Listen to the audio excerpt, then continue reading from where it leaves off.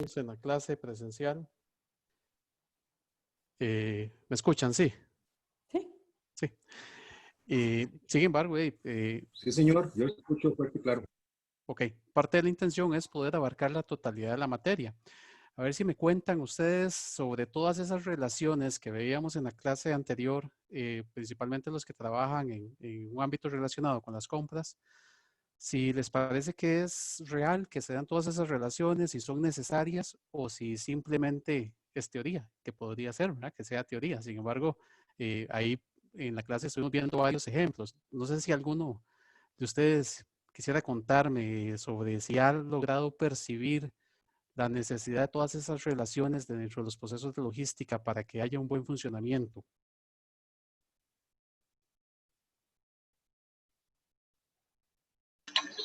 Bueno, yo voy a empezar.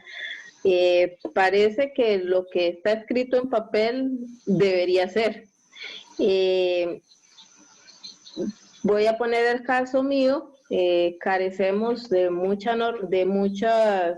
muchos procedimientos o de todos los procedimientos, y eso nos ha ido limitando un poco el realizar de la mejor manera el trabajo, porque a ciencia cierta pues no sabemos cuáles son las limitaciones de cada ente que interviene dentro del proceso. Entonces, por supuesto que hasta lo que llevamos, lo poquito o mucho que llevamos, he podido aprender y he podido relacionarlo con mi trabajo y la gran necesidad que tenemos de gestionar de la mejor manera y de forma urgente, aplicar todos los conocimientos que hemos llevado hasta el momento. Gracias, Teresa. ¿Alguno otro que quiera participar o alguna otra? Profesor, yo quisiera hacer un comentario y quisiera ver si tal vez usted me puede aclarar. En relación a la materia, me parece sumamente bien y todo muy claro y le agradezco. Quisiera nada más saber en qué momento o si se va a hacer o no, se va a hacer algún tipo de relación los reportes, los textos que están en los reportes con el contenido de la materia, porque claramente tienen que ver, pero como para tener esa retroalimentación, porque estuve viendo y todavía no tengo la calificación del primer reporte. Entonces, como para parte de un proceso de ir aprendiendo y de ver si se está haciendo de la mejor forma. Sí, correcto. Ahí tal vez, bueno, como les comenté en la clase anterior, yo estuve de vacaciones a partir del jueves y de hecho me reincorporé hoy. Entonces no tenía acceso a internet, estaba en una zona que es un poco difícil el internet. Por eso fue que también me costó un poco contestarles algunos correos que me llegaron. Pero espero el fin de semana comenzar a revisar ya todos los reportes y comenzar a darles alguna retroalimentación. He tratado de, durante la clase, ir relacionando con las lecturas. De hecho,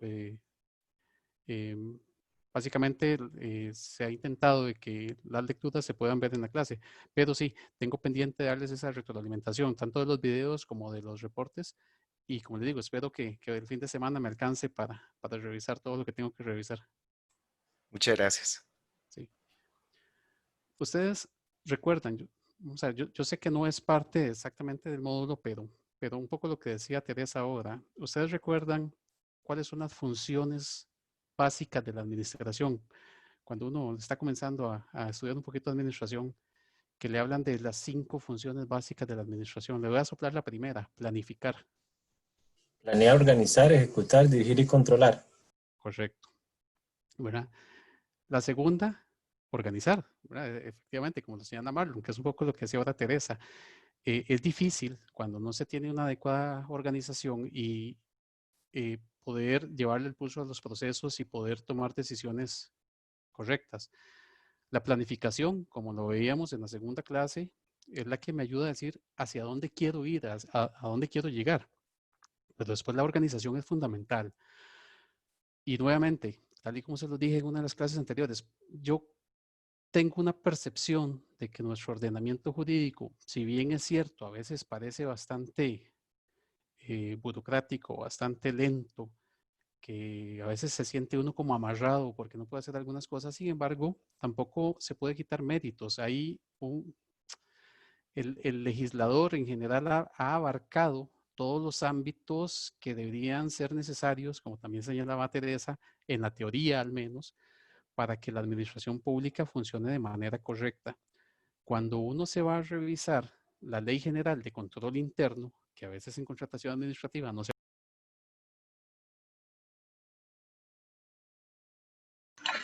Se nos fue el profesor.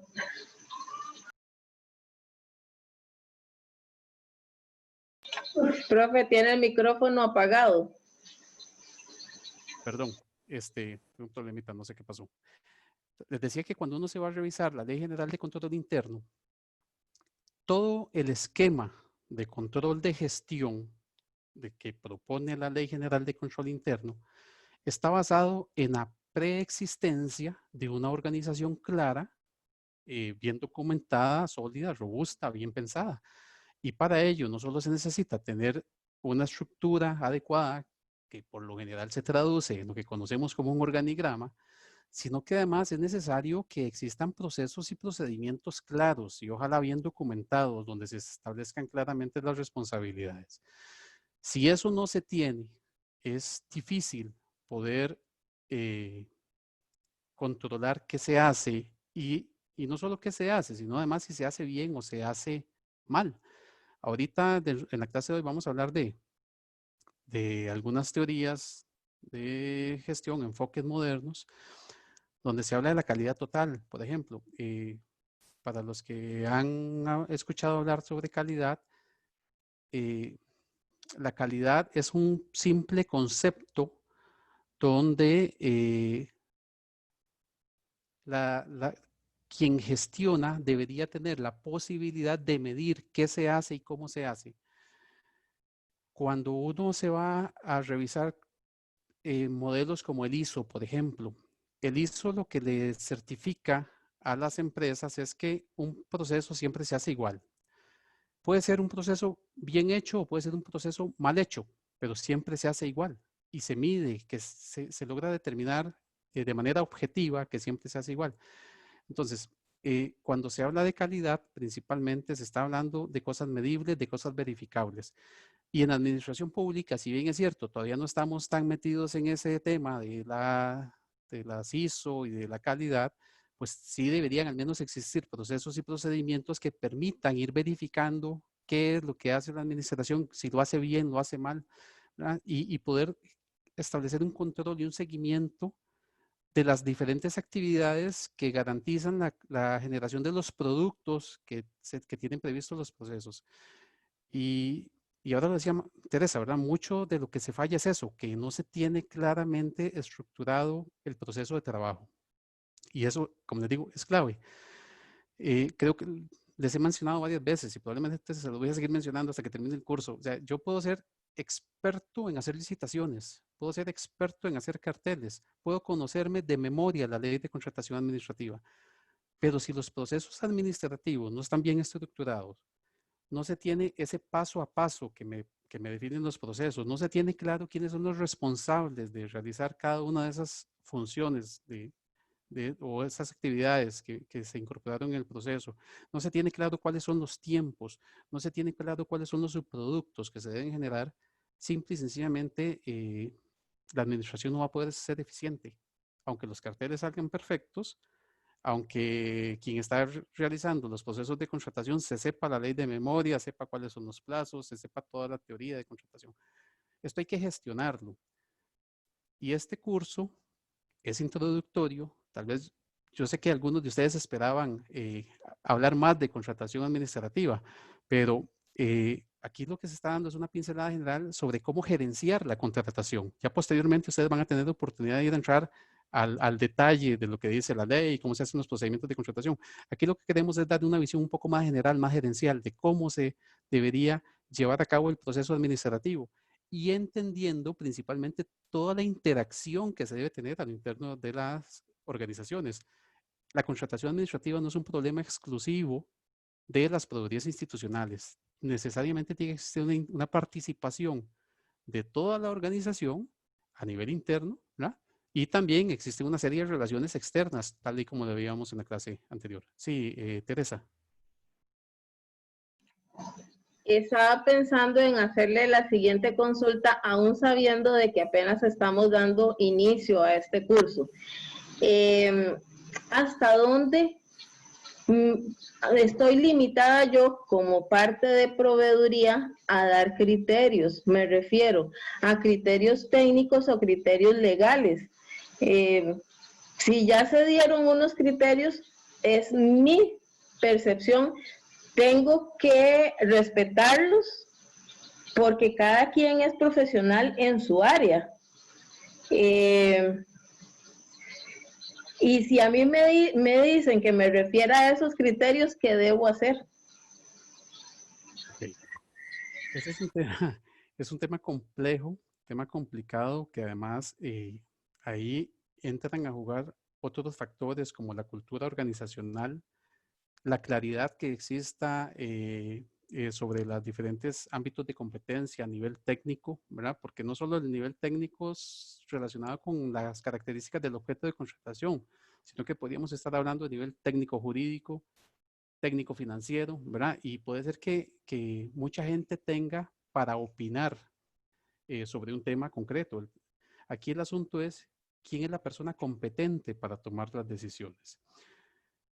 Les mencionaba, creo que en la clase anterior, que la ley y el reglamento tienen una forma de redacción que va sugiriendo, a pesar de que no lo dice con total claridad, pero va sugiriendo ciertas competencias y cierto esquema de organización que debería existir en la contratación administrativa. Entonces, por ejemplo, si yo ya inicié el proceso de contratación administrativa, si yo ya tengo publicada una invitación a un concurso, me parece que la última palabra la tiene la proveeduría siempre.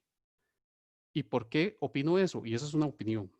Porque el artículo 10 del reglamento a la ley de contratación administrativa dice que la proveeduría institucional es la encargada de conducir el procedimiento de contratación y cuando usted está conduciendo, usted es el que toma las decisiones. Ahora, evidentemente apoyándose en los diferentes ámbitos técnicos, ¿verdad? Que le están colaborando en el proceso de contratación. Pero ya el hecho de que el reglamento diga que usted tiene la potestad de conducir, ya pareciera que le da cierto poder en la toma de decisiones. Ahora, como le digo, esto también tiene que ver mucho hasta con cultura organizacional, porque existen algunas organizaciones que son más políticas que otras y donde eventualmente la credibilidad de la proveeduría no es tan buena y entonces otras personas que tal vez ni siquiera saben de contratación podrían estar tomando decisiones que le competen a la proveeduría. Y entonces aquí es donde se vuelve fundamental que la proveeduría vaya mejorando cada vez más su nivel de profesionalización. Una de las cosas que me parecen más importantes en el proyecto de ley de compras públicas que está en discusión en la Asamblea Legislativa es justamente que ya la ley incorpora toda una estructura para profesionalizar y tecnificar cada vez más a las proveedurías institucionales, justamente para irle dando más relevancia en esa toma de decisiones. Pero la realidad actual, y no solo, bueno, ahora no tanto como antes, pero históricamente la proveeduría ha tenido un papel un poco relegado entre las organizaciones. Yo recuerdo hace 20 años, cuando yo comencé a trabajar en esto, que los que llegaban a trabajar en proveeduría era a veces porque los castigaban. No tenían dónde ponerlos y los mandaban a la proveeduría como un castigo para que llegaran a trabajar ahí, ¿verdad? Fuimos pocos los que ingresamos por un proceso de selección y reclutamiento, ¿verdad? Pero muchos de mis compañeros que yo he visto pasar durante estos 20 años, principalmente antes de llegar a trabajar en la Universidad Nacional, cuando llegaban a la proveeduría era porque los estaban castigando de alguna manera, ¿verdad? Entonces, una organización en donde la proveeduría es el departamento de los castigados, probablemente la credibilidad de los criterios que puede dar la proveeduría no es tan fuerte. Entonces, ese es un tema cultural que hay que irlo cambiando y creo que poco a poco ha ido cambiando. Pero la proveeduría, a mí me parece que cuando se está en el procedimiento, debe tener un rol fundamental liderando ese procedimiento, conduciéndolo como lo dice el reglamento y tomando decisiones. Yo le puedo hablar de experiencia personal. yo he estado en una situación donde estoy defendiendo un recurso.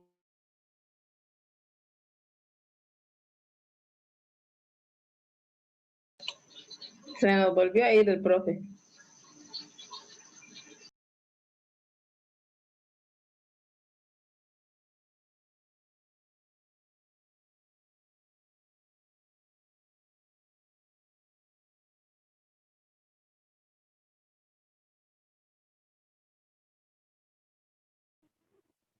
Parece que se quedó sin conexión.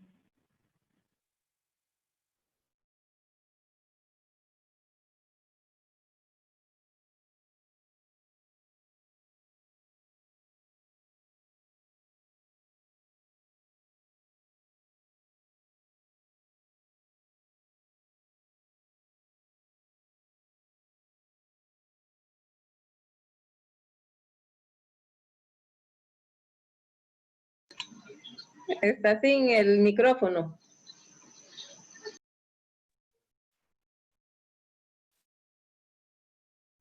Perdón, ¿me escuchan? Hoy me senté a la parte del router y no sé, me está... Íbamos por donde usted ha estado defendiendo. Sí. Bueno, y les cuento, tengo fibra óptica con el ICE, tengo un ancho de banda buenísimo, pero me sigue pasando esto, no sé qué es lo que está ocurriendo. Se transformó y José fue por allá. Decía, Y era me he separado del criterio, del técnico, porque si bien es cierto, el técnico tiene una visión específica sobre algunos temas, pues también la Procuraduría debería tener una visión más integral sobre la globalidad de la contratación, sobre la aplicación de principios de contratación, que es fundamental acá, ¿verdad? Entonces, me parece que ese rol de conducción le da cierto liderazgo a la Procuraduría que debería asumir.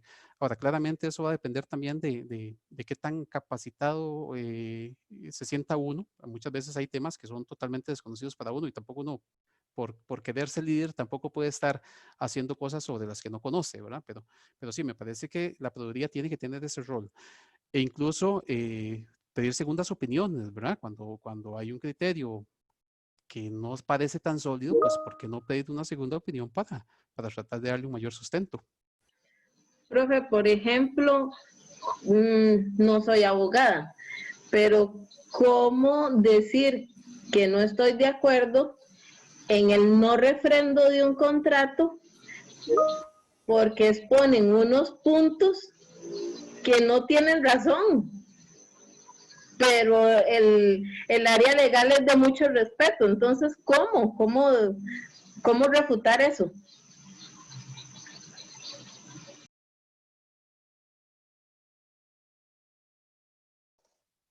Creo que se volvió a ir el profe. Sí. ¡Profe, regresa! Ni siquiera sé si me escuchó la pregunta. ¿Quién sabe? La mitad. No, es que se queda como congelado. Sí, sí. Y ya ni se Profe, ve. no tiene ni audio ni cámara. Ahora sí es cierto. Vamos a escribirle, profe, regresa. A ver si le...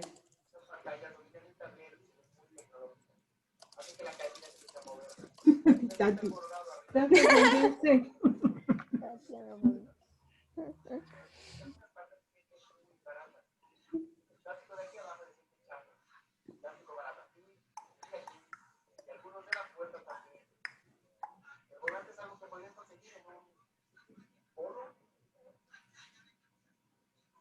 Me parece que tampoco lee, ni puede escribir. No, es que lo que pasa es que si se salió toda la sesión de Sí, Zoom, sí, se fue. ahora sí es cierto, Punto. ahí quedó. Bueno, Tati, da la clase a usted. Chao. Obvio, vale. Ustedes se atienen a las consecuencias. Sí que les leo ahí la presentación. Guiémonos con el folleto. Ok. Y el que lo va entendiendo más va explicando. Sí, los madres que saben de estas barras de contrataciones y todos que nos vayan explicando los que no sabemos nada. Exacto, correcto, porque si me van a poner a mí... lista y nos vamos. Vinimos a Escape general como en el colegio, que se van todos. Eran 5 minutos. Si no había llegado el profe, adiós. Sí. Cuando llegaba a los 10 minutos ya no había nadie ahí. A conveniencia. Firma la Como lista. y nos vamos. antes. No, Dios guarde. O sea, yo estoy estresada. ¿Cuándo es el examen? ¿Qué fecha? ¿Alguien sabe? Bueno, Otra yo. semana. Ay, Tati. ¿Es la otra semana? No, calla. Ahí está ya. Es el 15, yo creo. Ya está, qué raro, Tatiana. Sí, ¿verdad? Vea, Ya vi. estoy estresada. Tengo que preguntarle al profe cómo está estructurado el examen para ver qué tanto, si hay de desarrollo. Ya llegó el Y profe. eso lo marcan con X. Porque tiene audio. Hoy sí está terrible esto porque se me fue totalmente, se me volvió a caer y ahora sí no sé si es que están habiendo problemas en la red por acá. Porque, Puede ser, es que como había llovido tanto, no sé por allá, pero eso también Sí, a veces sí, perjudica. de Y, hecho, profe, acaba- aquí estábamos por escaparnos, así que acaba- póngale, porque Debíamos a firmar una lista y todo. Estábamos dándole los 5 minutos. sí, perdón, Fue que Teresa no nos dejó. sí. Tal vez, Teresa, se me repite la consulta. Sí, es cierto, estaba pensando que no sabía si me había entendido la consulta. Es cómo refutar yo que el área legal me envía un no refrendo, pero dentro de sus especificaciones que indican por qué no refrenda, yo no estoy de acuerdo porque sí están plasmados en el cartel. Entonces, yo no sé cómo enfrentar a un departamento legal que es muy respetado y que tiene amplio conocimiento. Es que, vamos a ver, yo creo que aquí no es un tema de enfrentar. Yo creo que todos deberíamos tener claro que la finalidad última de todo esto es satisfacer necesidades. Y un poco lo que veíamos en la primera clase, las decisiones que se toman, independientemente si soy o no soy abogado, ¿verdad? Las decisiones que se toman están delimitadas claramente por la normativa. Cualquier decisión que se tome que sea ajena a la normativa, pues va a ser probablemente irregular. El problema que tenemos acá es que vimos también en las primeras clases que hay un ámbito de interpretación, un margen de interpretación donde eventualmente podría ser que dos personas no coincidan en el criterio que se está aplicando. Yo creo que es un tema de argumentación. Ahora, nuevamente, no solo es argumentación, sino además competencias. Si estamos hablando de una etapa de refrendo, la competencia de la asesoría jurídica, y por más que yo le dé argumentos, por más que mis argumentos puedan ser válidos, puedan ser sólidos, pueden estar bien fundamentados en la norma, si la asesoría, que es la que toma la decisión final, con argumentos que también podrían ser válidos, aunque a mí no me parezcan, está tomando una decisión contraria a la que yo espero, pues simplemente hay que respetarlo. Ellos son los competentes, ¿verdad? Yo creo que aquí es un tema de respetar competencias. No se trata tampoco de, hey, me lo rechazaron el refrendo y me quedo de brazos cruzados. No, pues si yo tengo argumentos válidos que tal vez no planteé y tengo la oportunidad de pedirles una reconsideración, pues los planteo y les pido la reconsideración. Pero al final de cuentas, el ámbito de competencia es de ellos. Y ellos tomarán la decisión.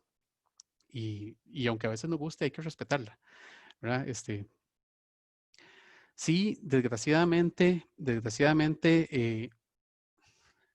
algunos abogados, ojo, y lo digo siendo yo también abogado, algunos abogados tenemos una escuela un poco más formalista que otros y tal vez no nos hemos formado tanto en esta área de contratación administrativa y tal vez no conocemos también principios como el de eficiencia o eficacia y entonces nos vamos más por la legalidad, porque también conozco casos donde simple y sencillamente hay posiciones que son totalmente formalistas y independientemente de lo que ocurra. Entonces, pues cuando uno se topa a un profesional con una visión tan formalista, pues sí, se vuelve un poco difícil, pero entonces eso es lo que le queda a uno como proveeduría que está al otro lado de la acera, es simple y sencillamente tratar de ser muy, muy estricto en ese formalismo para cuando lleguen las cosas a la asesoría, pues no toparse con pared.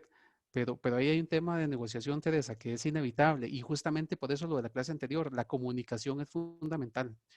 Y entonces, ¿qué deberíamos hacer cuando tenemos a alguien que está refrendando que es sumamente formalista. Comencemos a invitarlo a cursos de contratación administrativa, donde ojalá sepamos que la visión del capacitador es un poco más pro principio de eficiencia, como para ir comenzando a meterle ahí una mentalidad un poco más flexible. Pero cuando tengo un margen de interpretación, hay gente que le gusta más irse por lo formal. Yo les comenté en una de las clases anteriores que a mí me gusta mucho una teoría que se llama Nueva Gestión Pública, que es una teoría que se desarrolló en los años 90, que justamente lo que trata es estos temas que está hablando Teresa, ¿verdad?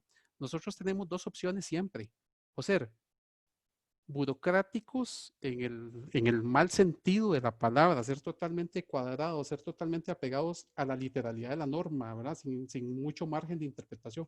Tenemos esa posibilidad, o tenemos la posibilidad también de comenzar a ver la administración pública con una perspectiva más flexible, haciendo un uso mayor de esa discrecionalidad que nos genera la ley y para enfocarnos más en la consecución de objetivos. Yo no sé si ustedes recuerdan, los que han estudiado administración, que antes se hablaba de administración por objetivos o administración para objetivos. Bueno, en cierta forma, todas estas teorías modernas lo que buscan es eso, que las cosas se hagan, independientemente de si tengo a veces que ser o no flexible con ciertos aspectos procedimentales. Pero mucho de eso tiene que ver con la actitud de la gente y obviamente también con una capacitación técnica muy buena para que la gente pueda aprovechar ese margen de acción que le genera la ley y siempre busque la forma, no de brincarse la norma, sino que las cosas se hagan a pesar de la norma.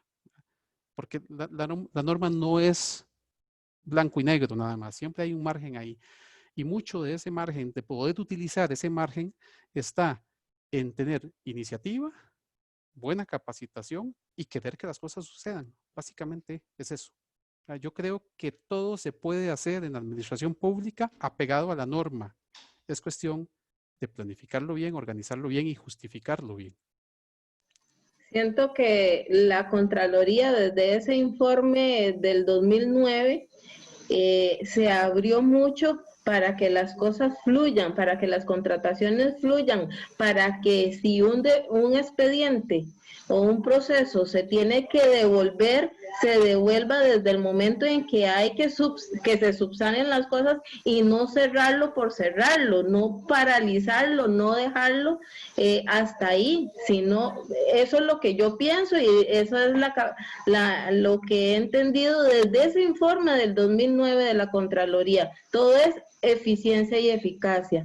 Correcto. Sí, incluso no solo desde ese informe, sino que del año 98, ¿verdad? Con el voto de la Sala Constitucional, donde le da la relevancia al principio de eficiencia y eficacia, ¿verdad? Y donde comienza a señalar la Sala que el proceso de licitación es una manifestación del principio de formalismo y que es accesorio al cumplimiento del fin público, ¿verdad? Entonces, si hay suficiente antecedente como para tener una gestión más flexible.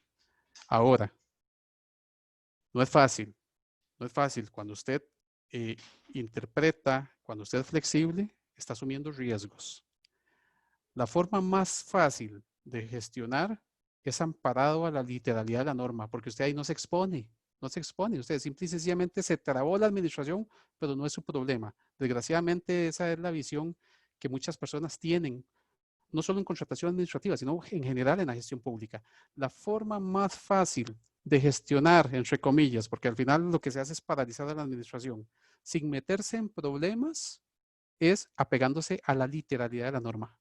Porque apegarse a la literalidad de la norma me permite no tomar decisiones, sino que simplemente pongo como excusa la norma y no importa si las cosas no suceden, yo estoy apegado a la literalidad de la norma. Entonces, desgraciadamente, ese es un tema cultural, muchas veces de miedo, ¿verdad? A la gente le da miedo tomar decisiones, pasa muchísimo y ahí más bien digo algo a favor de los que somos abogados o de los que son abogados y fungen como asesores jurídicos.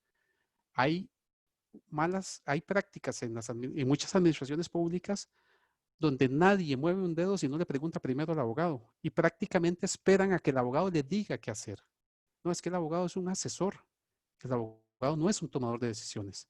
que desgraciadamente a veces no es tan fácil separar esa función de asesoría de la función de toma de decisiones. Pero entonces hay muchas administraciones públicas que si el abogado no les dice qué hacer, no hacen. Y entonces eso genera una paralización. Insisto, necesitamos funcionarios más capacitados que se atrevan a tomar decisiones, pero a tomar decisiones fundamentadas en la norma y en procesos administrativos, volviendo al tema de los procesos administrativos, claros, donde no haya donde perderse. Desgraciadamente, todavía nos falta bastante, creo yo, para llegar a ese estado ideal donde realmente las cosas fluyan como debería ser. Yo no culpo tanto a los abogados, yo culpo a los tomadores de decisiones que no toman las decisiones y tratan de trasladarle la responsabilidad a los abogados. Y prácticamente le piden al abogado que les diga qué hacer y cómo hacerlo. No, ellos no son tomadores de decisiones, son asesores nada más. Ok. ¿Alguien más ahí que quiera referirse a todas las relaciones de comunicación que veíamos en la clase anterior? ¿Cómo se ve, si se dan o no se dan en sus respectivas instituciones? No.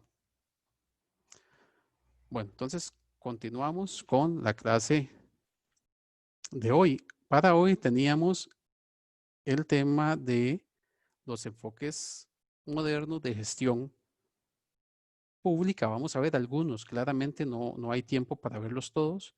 Y vamos a ir relacionándolos sobre cómo se aplican en la contratación administrativa en la medida de lo posible.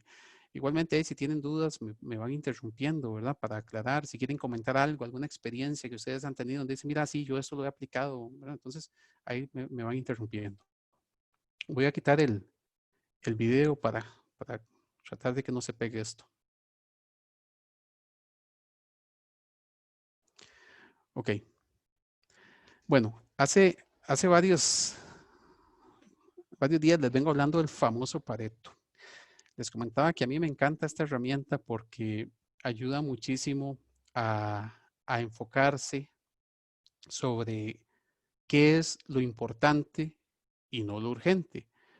Parte de los problemas que tenemos las administraciones públicas es que prácticamente pasamos el día, los que tomamos decisiones, pasamos el día apagando incendios, somos como bomberos. Entonces estamos enfocados en lo urgente y resulta que lo importante se va quedando de lado.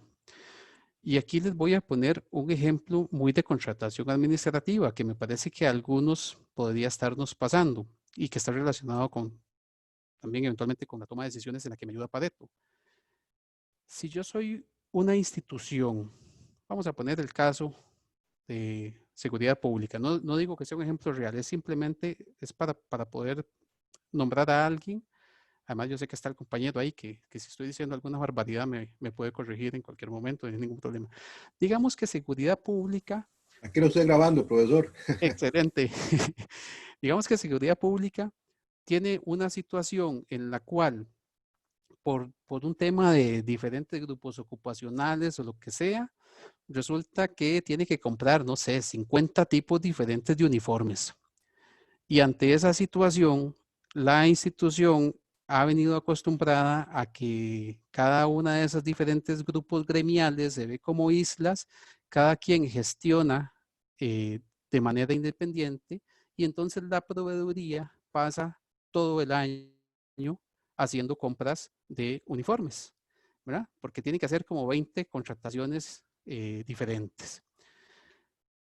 Si José Heiner tuviera la posibilidad de sentarse a analizar el comportamiento de los bienes del ministerio, que no dudo que ya lo esté haciendo desde hace mucho rato, y se da cuenta que los uniformes es uno de los productos que tiene un mayor consumo dentro de la institución, y si comienza a establecer una estrategia integral de atención a eso, probablemente en un plazo, ojo, no es un plazo corto, un plazo de 1 o 2 años, podría tener ya desarrollado un proceso de trabajo donde pueda resolver las necesidades institucionales en esa materia con un solo proceso concursal, satisface a la totalidad de sus clientes. Bueno, ese tipo de situaciones son las que le digo que a veces el estar atendiendo de los incendios, el tener que hacer las 20, 30 contrataciones independientes al año, puede ser que no le dé tiempo de sentarse a pensar cómo resolver el problema de una vez por todas. Y entonces, en lugar de hacer esa planificación a mediano o largo plazo para que en 2 o 3 años esté resuelto el problema en su totalidad, pasa ahogado con el día a día, haciendo las contrataciones independientes para poder satisfacer a los 20 gremios diferentes. Pareto lo que viene a decirme a mí es, mire, existen herramientas que le permiten a usted enfocarse en lo que realmente es importante y resolverlo para que aquellas cosas que no son tan importantes, que no tienen un peso relativo tan alto, pueda atenderlas de una manera adecuada cada vez que se presenten, pero enfoque sus esfuerzos en lo que es realmente importante. Entonces, lo que dice Pareto es una regla de que el 80% de las necesidades o de los bienes, en el caso de lo que estamos hablando nosotros acá, de gerencia de aprovisionamiento, de los bienes que consume la institución, pueden resolverse con un 20% del esfuerzo de parte de la propiedad institucional. Y que el 20% restante de cosas, si usted quisiera resolverlas por anticipado, probablemente le van a generar un 80% de esfuerzo. Entonces, dice, lo que me dice Pareto es, enfóquese en lo que es menos, pero que le genera la mayor cantidad de satisfacción de necesidades. No se desgaste en las cosas que se consumen poco, que generan un gran esfuerzo para poder atenderlas, porque cuando usted las atiende, va a ser a muy pocas personas a las que le va a satisfacer la necesidad. Entonces, esta regla se utiliza principalmente en inventarios, pero desde la perspectiva de contratación administrativa puede ser muy útil. Yo les comentaba en la clase anterior que cuando uno revisa lo que dice el reglamento a la ley de contratación administrativa, al hablar de los suministros por demanda, por ejemplo, o al hablar de las consignaciones, dice el reglamento que cuando la institución tiene un alto y frecuente consumo de productos, ¿ok?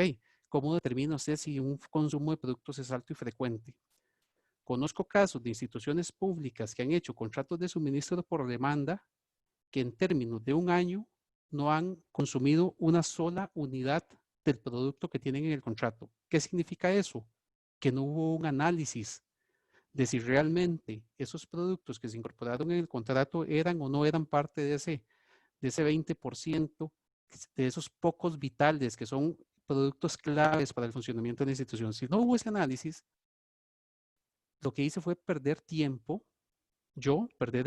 hacer perder tiempo al proveedor generando un contrato complejo, porque un contrato de suministro por demanda es un contrato complejo, y resulta que eso no tuvo ningún beneficio para la institución. Entonces, lo que me dice Pareto aquí es, enfóquese en esos productos que son pocos, son 20% de los productos que usted tiene en todo su universo de productos que consume, pero que son vitales porque la administración los consume muchísimo, ¿verdad? Entonces, si controlo ese 20% del producto, satisfago el 80% de las necesidades de la institución. No sé si alguno de ustedes ha escuchado hablar de Pareto, del ABC o de la ley de los pocos vitales. No sé si alguno lo ha escuchado y para ver si me cuenta qué ha escuchado y si lo ha visto aplicado principalmente.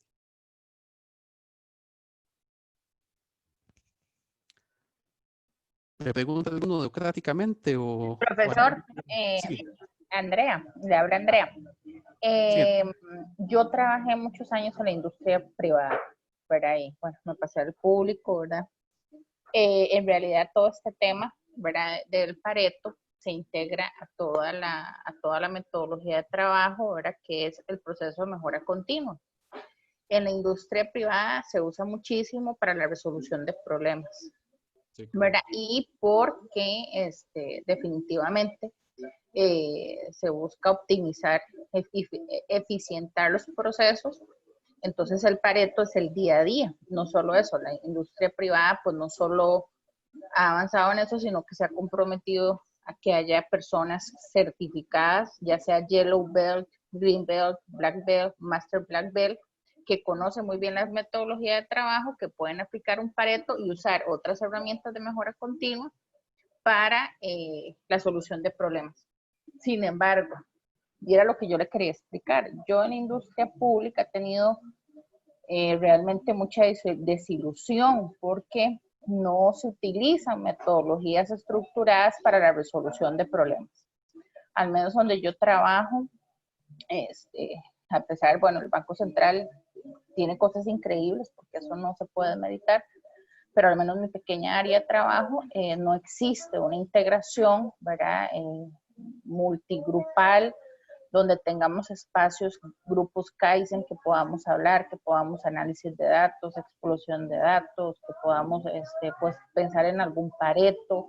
Generalmente mucho es el dedo, el acusar, y bueno, inclusive tengo compañeros que tienen 14 procesos en este momento, ¿verdad? Entonces, uno tiene compañeros con 14 procesos, uno lo piensa mucho para ser creativo, es mi opinión, ¿verdad? Siendo yo un recurso muy nuevo, que tengo capacitación en cosas, eso ha fatigado mucho, ha minado mucho mi deseo de poder involucrarme y que yo creo en estas metodologías de trabajo. O sea, yo creo en la industria privada, por ejemplo, un evento Kaizen, había un problema que solucionar, una compra grande, lo que fuera, se reúne la gente, las mejores gentes, una semana focalizados, se empezaba con un Pareto, ¿qué vamos a atacar?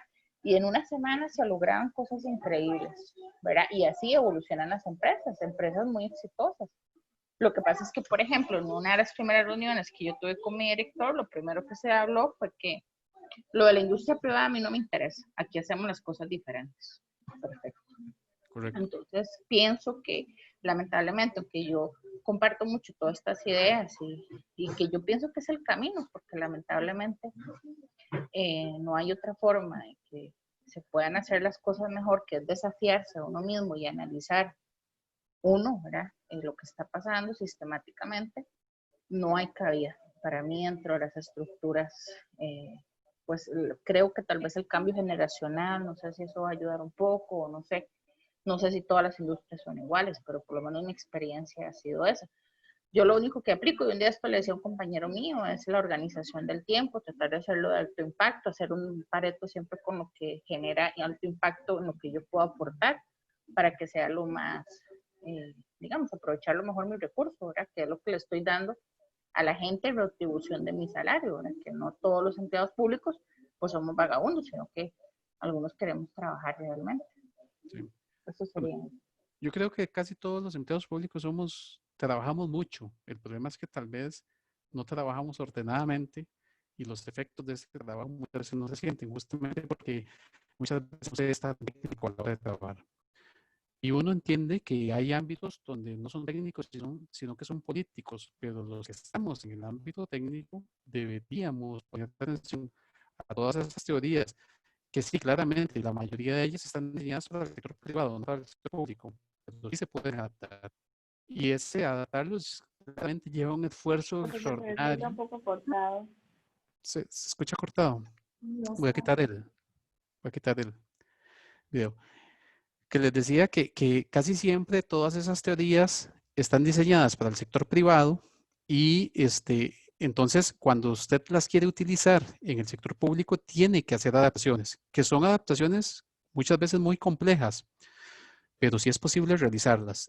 Yo tengo que decirles ahorita, bueno, en este momento estoy en un proceso de cambio fuertísimo que estamos llevando en la proveeduría donde trabajo. Y muchas cosas nos están saliendo mal. Desgraciadamente, muchas cosas nos están saliendo mal, pero es que también nos metimos a hacer muchas cosas al mismo tiempo. Estamos trabajando con Pareto, estamos trabajando con pronósticos, con proyecciones a 4 o 5 años plazo sobre tendencias de consumo, etcétera. Y les digo que sí se puede hacer porque ya tenemos todo un diseño sobre cómo se debe hacer. Y ahorita lo que estamos luchando es con los sistemas de información que nos den soporte para generar todos los datos que se requieren para poder trabajar de manera más técnica. Pero sí, claramente hay mucha resistencia muchas veces que, como dice Andrea, a veces desmotiva también, ¿verdad? Pero bueno, yo creo que hay que seguirlo intentando. No sé si algún otro ha utilizado Pareto o conoce Pareto, alguien en sector público principalmente. No. Bueno, para que vean que esto es muy sencillo, voy a ponerles un ejemplo. ¿Están viendo el Excel? Sí. ¿Están viendo el documento Excel que les estoy mostrando en la pantalla? Sí, ese sí. Señor, sí se ve.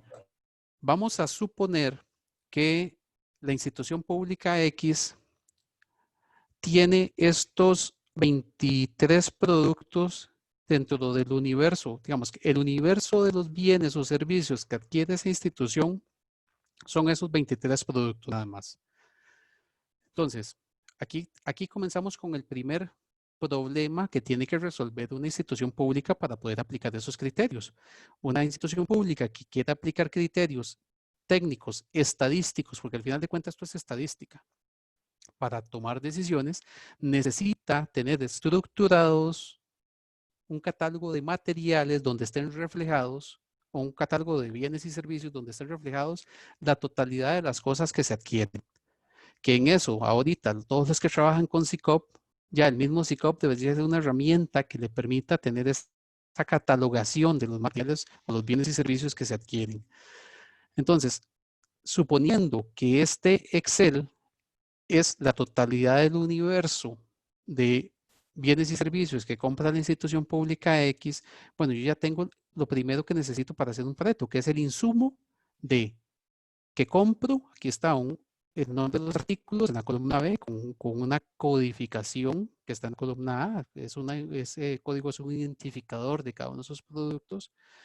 Tengo un valor unitario de los productos y tengo un valor total con una cantidad que está en la columna C de los productos, de cuánto se consume de esos productos en la institución. Entonces, si yo a esto le quiero aplicar Pareto, lo que tengo que hacer simplemente es ordenarlo. Y aquí está cómo se ordenaría. La columna G, a partir de la columna G hasta la columna N. Profe, igual le escucha. ¿Perdón? No se le escucha.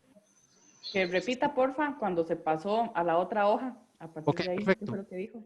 Lo que hice acá, en esta segunda hoja, donde está la solución, fue ordenar los productos. Aquí sigo teniendo los mismos 23 productos que tenía en la primera página. Y lo que hice fue ordenarlos en función del valor total de compra de cada uno de esos productos. Vamos a suponer que este es el valor total de consumo anual, ¿verdad? Puedo hacerlo mensual, puedo hacerlo semanal. Normalmente las administraciones públicas, como tienen un presupuesto anualizado, deberían hacer esta revisión de forma anualizada para saber el peso relativo durante la ejecución presupuestaria de los bienes. Entonces, ordené del que más peso relativo tiene a nivel económico. Vean que tubo galvanizado dice que se gastan 11.973.000 colones. El segundo, que es geotextil, se gastan 11 millones y ahí voy descendiendo hasta llegar al último producto que apenas se gastan 100.000 colones al año. A partir de este ordenamiento comienzo a señalar cuál es el valor relativo, porcentualmente hablando, de cada uno de los artículos en relación con la totalidad del valor de lo que gasta la institución en esos bienes. Vean que todos los bienes sumados dice que gasta 74 millones de colones al año.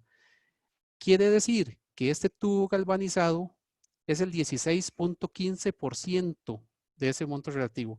Eso quiere decir que si yo logro hacer un contrato, por decir algo, un suministro por demanda o una consignación, donde tengo disponible rápido y de inmediato los tubos, cada vez que los necesito, resolví el 16.15% de los problemas que tiene la proveeduría. Pero si por el contrario no tengo una metodología clara sobre cómo priorizar y resulta que me desgasto haciendo un contrato de suministro por demanda para el aceite de transmisión, apenas resolví el 0.14% de las necesidades institucionales. Y el desgaste probablemente en hacer el contrato de suministro por demanda del aceite de transmisión es exactamente el mismo que el que tuve con el tubo galvanizado. ¿Me doy a entender? Entonces, y veamos cómo aplica Pareto acá. Pareto habla de 80-20. Entonces, en la columna M, lo que voy haciendo es que voy sumando el acumulado de los porcentajes. Y vean que el A, y aquí los clasifico, ABC, en la columna N, el A termina con un 79.63%. O sea, el 80% del que habla Pareto lo logré resolver con 1, 2, 3, 4, 5, 6, 7, 8 productos de los 23 que tengo listados. 8 productos de los 23 es aproximadamente un 30%. De ahí digamos que no me dio exacto el 80-20, pero más o menos siempre se mantiene la lógica. 75-25, 80-20. Entonces, lo que me dice esta tabla es, señores, proveeduría, no se desgasten comprando estos productos que están aquí abajo. Enfóquense en esto. Y cuando ustedes resuelvan cómo comprar esto rápido, les resolvieron el 79.63% de los pedidos anuales que tiene la institución. Y lo tienen resuelto. Criterio científico para tomar decisiones.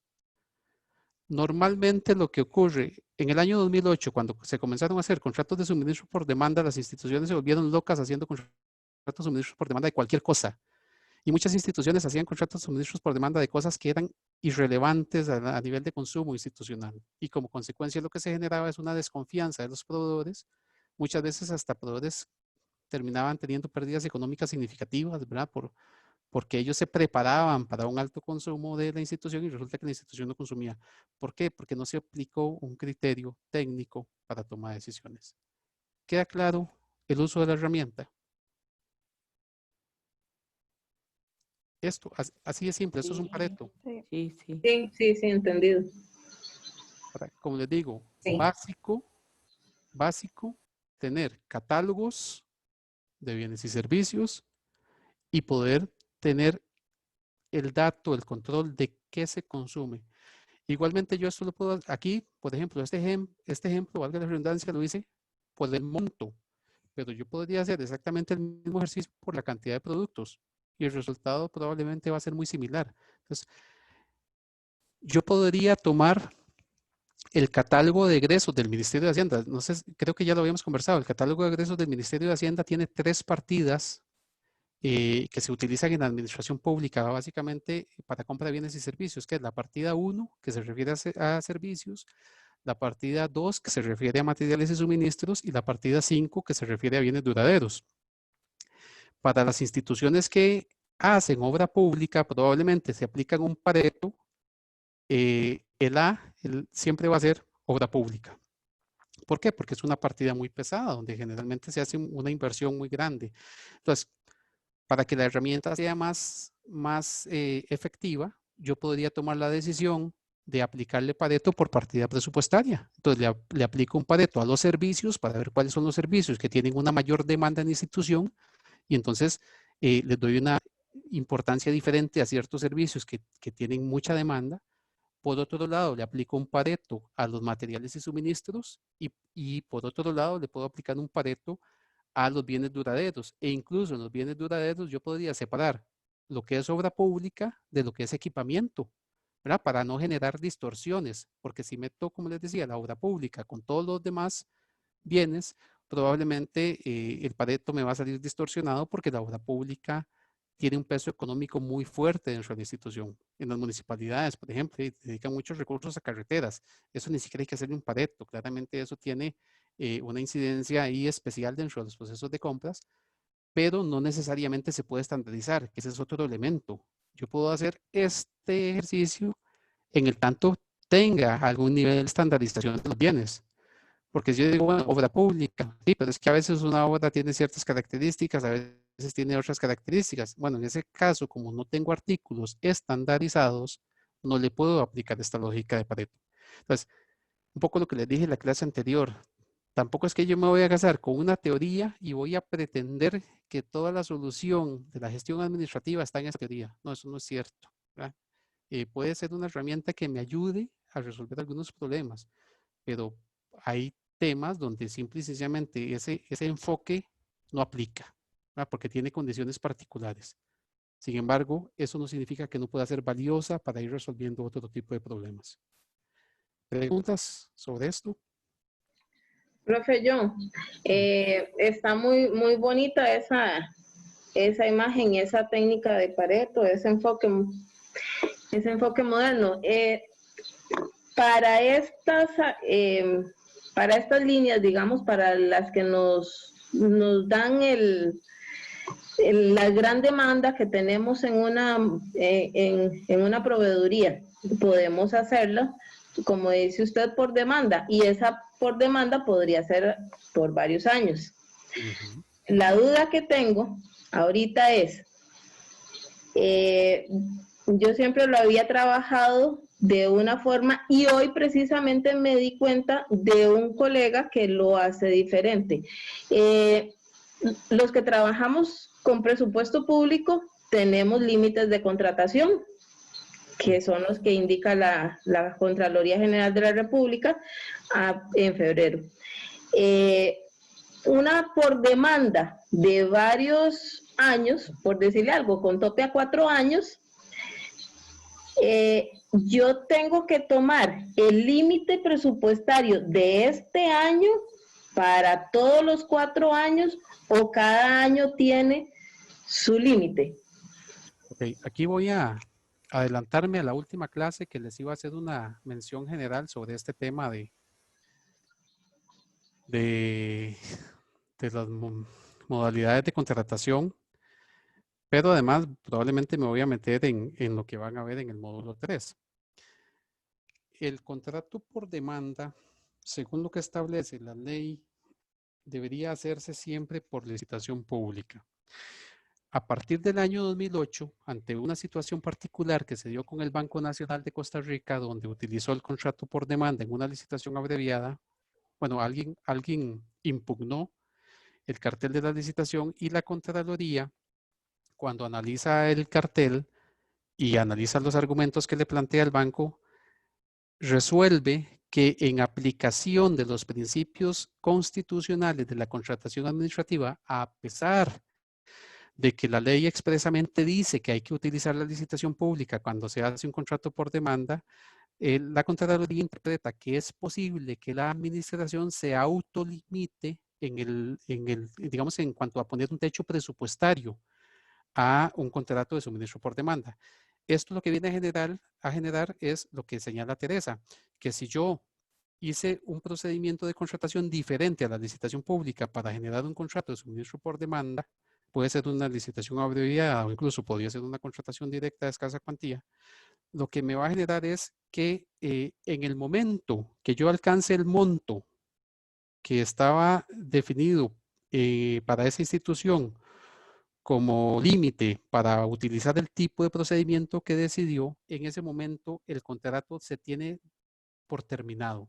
Entonces, para ponerlo con un ejemplo con números para aquellos que no están tan familiarizados con esto de los límites presupuestarios y de la tabla de clasificación de las instituciones. Por decir algo, la Municipalidad de Nicoya, vamos a suponer que para el año 2020 la Contraloría publica que está en estrato C, por decirlo, por poner un ejemplo nada más, y que el estrato C tiene como límite para hacer licitaciones abreviadas 100 millones. Entonces, si María Teresa decidió hacer una compra por demanda de escritorios y el contrato lo formuló para 4 años, si en el año 1, a los 6 meses de haber puesto en funcionamiento el contrato, consumió los 100 millones de colones, ese contrato debe tenerse por finalizado, porque si sigue comprando incurre en una nulidad porque está superando el límite del procedimiento de contratación que utilizó. Entonces, ¿a qué voy con todo esto? Bueno, a pesar de que la Contraloría dice que es posible utilizar procedimientos diferentes a la licitación pública, yo como recomendación les diría, y esto es una simple recomendación, es cuando hagan un contrato de esos que son complejos, hacer un contrato de esos es difícil, no es fácil. Cuando hagan un contrato complejo, háganlo por licitación pública, no se complique. Entonces ahí se garantiza que independientemente que vayan cambiando o no los límites presupuestarios de su institución, va a garantizarse los 4 años completos porque usted utilizó el procedimiento más calificado para hacer el contrato. Entonces, la recomendación mía es, si tienen algún nivel de incertidumbre sobre si se puede o no superar ese límite, mejor hagan siempre licitación pública, no se confíen. Hagan licitación pública y con eso se desentienden de estar controlando cuánto gastan, porque ese es otro problema. Si yo decidí hacer una licitación abreviada o decidí hacer una directa, yo tengo que llevar un control estricto de cada uno de los pedidos que hago para garantizarme que no me paso del monto que establece el tipo de procedimiento que utilicé? No sé si con eso le respondo.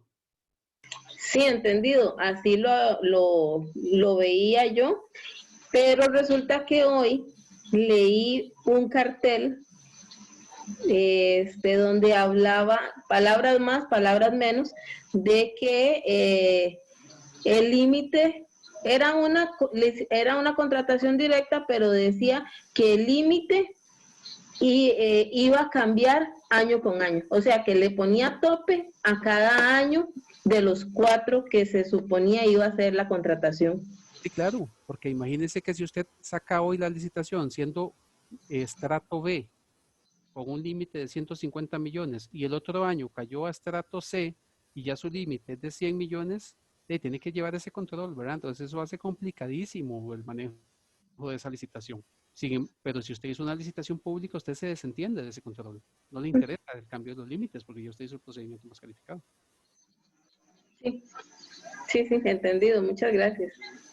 Profe, una consulta. Sí.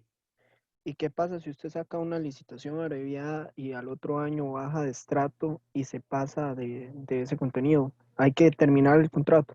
En el momento que ya superó el límite del tipo de procedimiento, ese contrato tiene que darse por terminado, porque ya eso es lo que en derecho se conoce como una nulidad sobreviniente. Si usted sigue comprando, ya su actuación está fuera de la ley, porque usted ya no tendría la habilitación jurídica para continuar ejecutando eso, ya está fuera de los rangos que usted mismo se estableció. Entonces, en el momento que eso ocurra, el contrato se tiene por terminado. Dice creo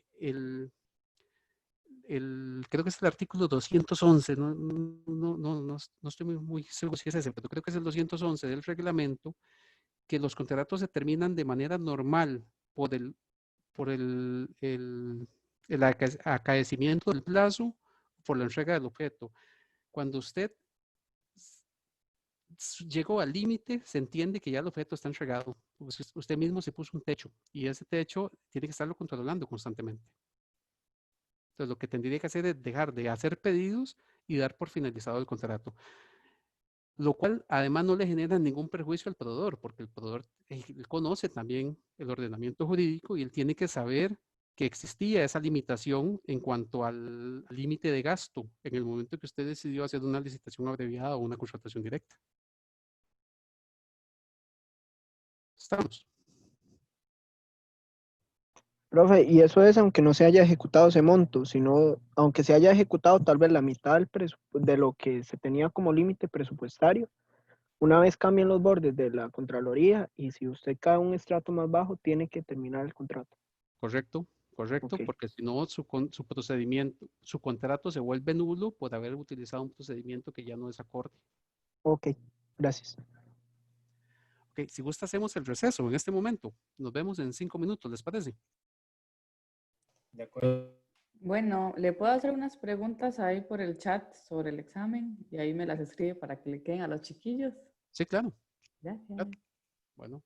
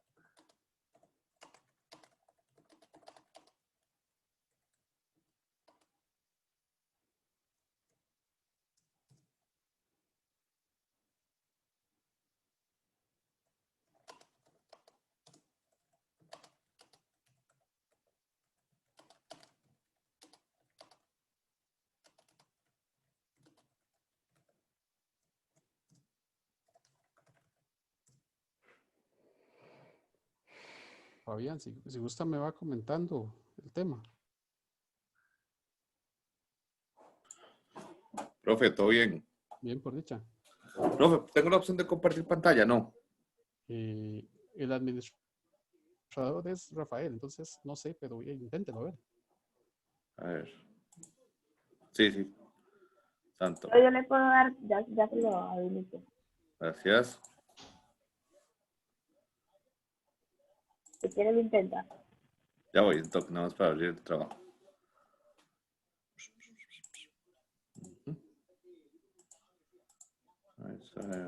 Aquí está.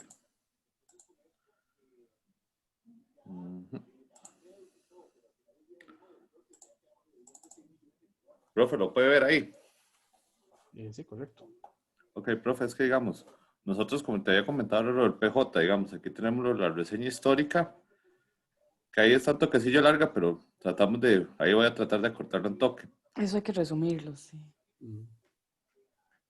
Con respecto a la organización del Poder Judicial, para que sepan cómo vienen los departamentos de la Proveeduría y Auditoría Interna. Okay. ¿Ves? Digamos, porque ahí es que, ¿ves? Ahí viene ya lo que es el Consejo Superior, que es el encargado de dictar, digamos, lo que se vaya a comprar. Y ya entra directamente lo que es la auditoría, las funciones de la Auditoría Interna del Poder Judicial directamente. La Dirección de Planificación, ve con el proceso de planificación, estrategia e inteligencia institucional, la ejecución operativa, la Dirección de Gestión Humana, la Dirección Ejecutiva, perdón, los servicios que hay, financieros, servicios generales, proveeduría, las administraciones regionales que fungen como auxiliares, digamos, para hacer las compras sin tener que venir hasta San José. La Dirección de Gestión Humana, que es la misma que ingresa y a estas, digamos, presupuestos, estudios especiales, salud ocupacional, servicio médico, carrera judicial, entran como un ente asesor a lo que son las compras. Aquí viene el mejoramiento de la gestión de los despachos, que es con respecto a lo que se ha generado desde el 2006 con respecto a lo que son los expedientes electrónicos, la mejora que se hizo, digamos, en el Poder Judicial. Después ahí vienen los organigramas, que es que para no meterlos, porque si no va a ser más largo. La Comisión de Acceso a la Justicia, la Subcomisión de Discapacidad, que es donde estábamos hablando, el seguimiento y evolución del plan institucional equiparativo de operación de oportunidades para las personas con discapacidad. ¿Ves? Ahí viene entonces el plan, cómo se hace para el equipo ergonómico especial. Ahí viene la compra, digamos, más o menos cuánto se gestiona, los presupuestos, desde el que se formuló en el 2009 hasta la fecha. Igual que, ves, ahí vienen las circulares sobre ese mismo equipo. La función del Departamento de la Proveeduría con respecto a las compras menores, contrataciones, planes de compra, adjudicaciones, contrataciones disponibles, procesos de contrataciones, adjudicaciones de consultorías y asesorías y el expediente que habíamos mencionado. No habría ningún problema, digamos, porque nosotros lo que pensamos es dejarlo como el hipervínculo para que una vez los compañeros, si se suban, tengan el acceso a todo su material. Porque si lo copio, o digamos, o si lo extraigo como es, se va a hacer más largo todavía. Ok. No hay problema. Sí, digamos, porque aquí me tocamos todos los temas. Sí. Es que, digamos, yo sé que la reseña es, pero es para que sepan también cómo es que se funciona en el poder, digamos, en el poder judicial. Ok, la Corte Plena dice, ok, tenemos tantos miles de millones que nos aprueban los diputados. Entonces ahí dice, ok, vamos a integrarlo en tanto. Equipo ergonómico, ¿por qué? Porque todo el personal siempre dice que tiene dolencias de la espalda y todo, ok. Cumplen con estos parámetros, 1,53 m a 1,78 m de altura, cumplen con esto, discapacidad visible manifiesta con certificados médicos, ya sea Instituto Nacional de Seguros, Caja o Medicatura Forense. Se les da igual, está la comisión de teletrabajo que no la metí porque si no va a ser más extenso el trabajo. Sí, sí. Pero... me parece bien, básicamente... Ajá. Como le dije en el correo, lo que me resulta más importante es qué se planificó, cuáles eran los problemas que se querían resolver con esa planificación y si se logró o no se logró, ¿verdad? Ajá, sí, digamos, aquí por eso es que le puse eso porque aquí viene con lo del equipo ergonómico, que es que se incrementaron tantas ve, aquí viene, más o menos, bueno, un 40 vienen discapacidad, te vienen los porcentajes de los niños y niñas, pero en el equipo ergonómico, ve, problema de disminuir los riesgos laborales de las posturas. ¿Por qué? ¿Qué es lo que pasa? Que nosotros llegamos a hacer noticia en el 2015, 2016, por ser el poder judicial, bueno, por ser el poder del Estado con más incapacidades.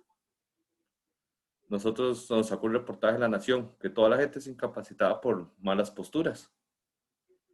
Sí. Entonces, a raíz de eso, se hizo este estudio de ergonomía, digamos, y ya usted ha visto que con la ley 7600, con ya exigiendo el 5%, entonces por eso se pide el dictamen. ¿Por qué? Porque hay muchas personas que dicen, no, es que me duele la espalda nada más.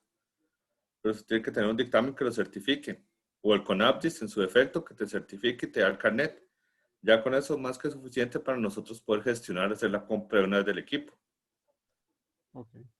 Digamos, porque ya eso entra por una compra dependiendo.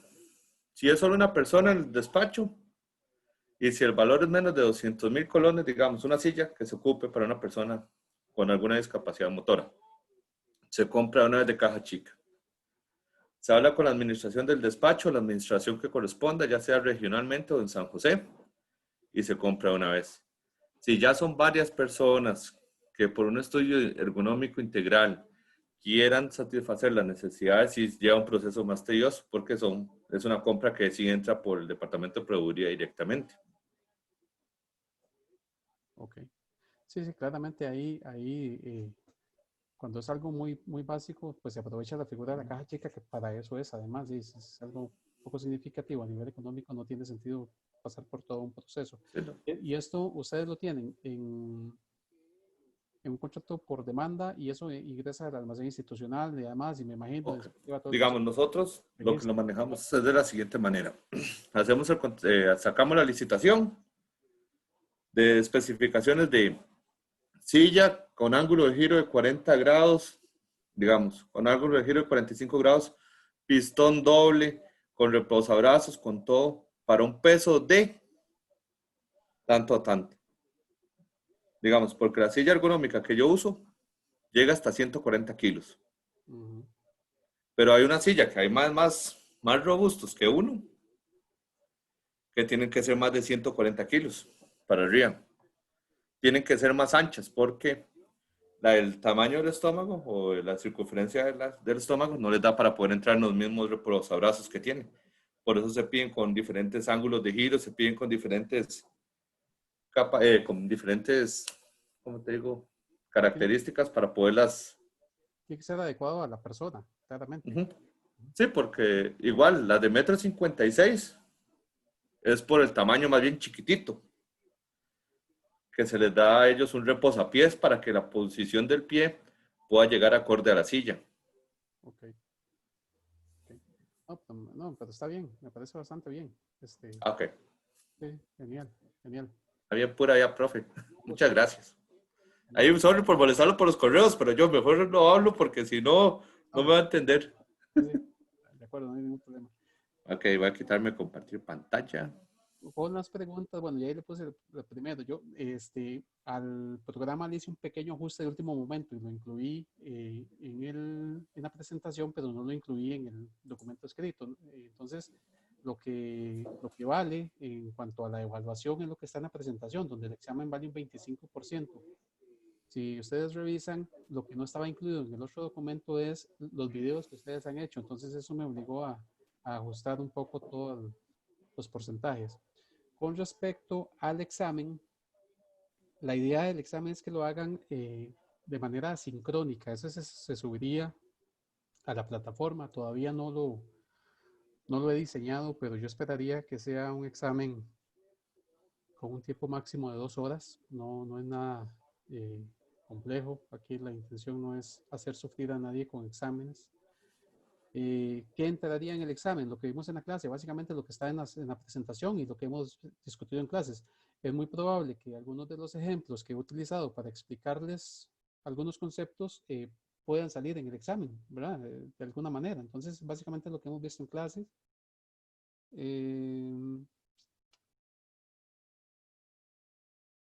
¿Qué más? El trabajo final está programado para de hoy en 8, es lo que se tenía programado. Ese se suponía que se iba a hacer una presentación, pero fue lo que les comenté hace creo que 1 o 2 clases, que en lugar de hacer la presentación en la clase, mejor ustedes hicieran un video parecido al que han estado haciendo, con unos 20 minutos de duración y que lo suban a la plataforma. Entonces yo lo veo de la plataforma y de ahí lo evalúo. El documento escrito, pues sí, ese tienen que enviármelo a través de la plataforma también. ¿Qué día? Profesor, ¿Hay que ¿ese subirlo día? martes? Ajá. ¿El Ajá. jueves? O el puro jueves. En 8 días. Por favor. Sería como... Dejémoslo para el jueves, porque yo sé que estos cursos son bastante Intensos. complejo el tema del manejo del tiempo, ¿verdad? Entonces, sí, dejémoslos para el próximo jueves. Yo me pongo de acuerdo con Rafael para que El 10. para el próximo jueves. Y creo que ya estarían, ¿verdad? Todas las preguntas. ¿El examen qué del fecha, perdón? examen? Ajá. El examen es después de la última clase. Ok. Después del 17, usted lo sube y ¿cuánto? ¿Da un día, 2 días para La hacerlo? intención era hacerlo en la última clase, pero para poder aprovechar más el tiempo, prefiero hacerlo asincrónico. No, como no lo he diseñado, todavía no tengo claro si lo voy a hacer de inmediato, pero es muy probable que les dé un día para que lo hagan. Como les digo, yo pensaría que es un examen que va a tener una duración de máximo 2 horas, pero igual, como va a ser fuera del horario de clase, tampoco es justo que yo les imponga a ustedes una hora específica para que lo hagan. Entonces, digamos, salimos 17 y usted, qué sé yo, lo sube el sábado y que mismo sábado. la plataforma tiene una herramienta que ahí yo sé que Rafael me va a ayudar con eso, porque yo apenas conozco la plataforma y no soy tan experto, pero sé que Rafael sí la maneja mejor. Tiene una herramienta para que les mida el tiempo. Entonces, puede ser que les dé 2 o 3 días para que ustedes ingresen en cualquier momento, que son 2 o 3 días a la plataforma, pero que la plataforma les controle que lo hagan en 2 horas de tiempo, ¿verdad? Entonces, en el momento que ustedes ingresan, se les activa el tiempo y ahí tendrían 2 horas. Pero entonces les puedo dar un margen ahí de varios días para que ustedes se acomoden con los horarios. ¿Les parece? Buenísimo. Gracias. Ok. Disculpe, pero la fecha aún no la tenemos, entonces. Va a ser después de la última clase. Después de la última clase. Bueno, podemos quedar que sería la última clase es de hoy en 17. El 17, tan rápido. Sí, podría ser del 18 y 19 para que hagan el examen en el transcurso de esos 2 días. Bien, Entendido eso sí, que una vez que ingresan a la plataforma, la plataforma les va a dar 2 horas de tiempo para responder. Okay, y si se les fue el tiempo, ya no pueden responder, ¿verdad? Cuando yo ingreso a hacer el examen, tengo 2 horas, pero Correcto. previamente puedo ingresar a observar o a ver cómo es. No, cuando ingreso es la definitiva. Y ya. Ese es un detalle técnico que tengo que ver con Rafael, pero si mal no recuerdo es así. En el momento que usted ingresó, comienza a correr el tiempo. Ah, perfecto. Gracias, profe. Con gusto. Bueno, continuamos.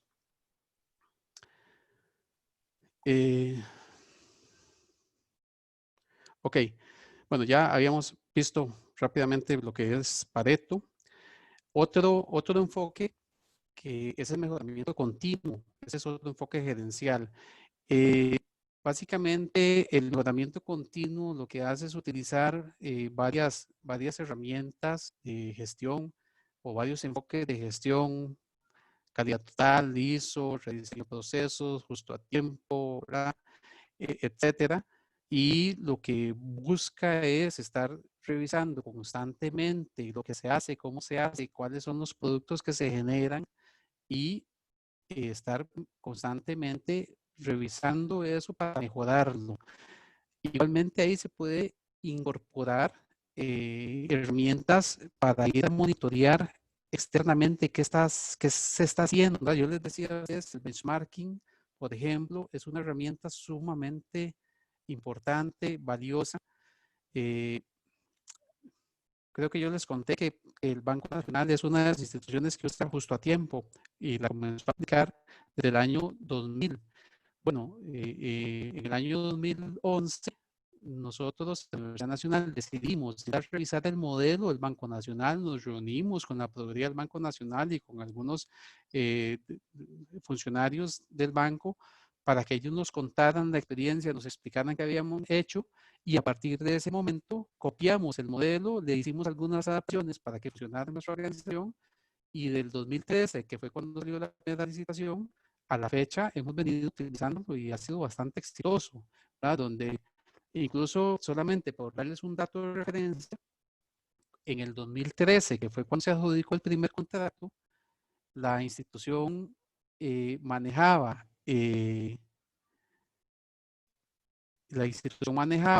un inventario mensual promedio de 350 millones de colones en los productos que incorporamos en ese contrato, y resulta que para el año 2016, 2 años después de haber incorporado el contrato, estábamos manejando consumos reales de 300 millones de colones anuales. O sea, lo que antes manejábamos en stock de inventario promedio mensual, terminamos gastándolo anualmente, ¿verdad? ¿Por qué? Porque eso hizo más eficiente el manejo, evitó pérdidas por obsolescencia, etcétera.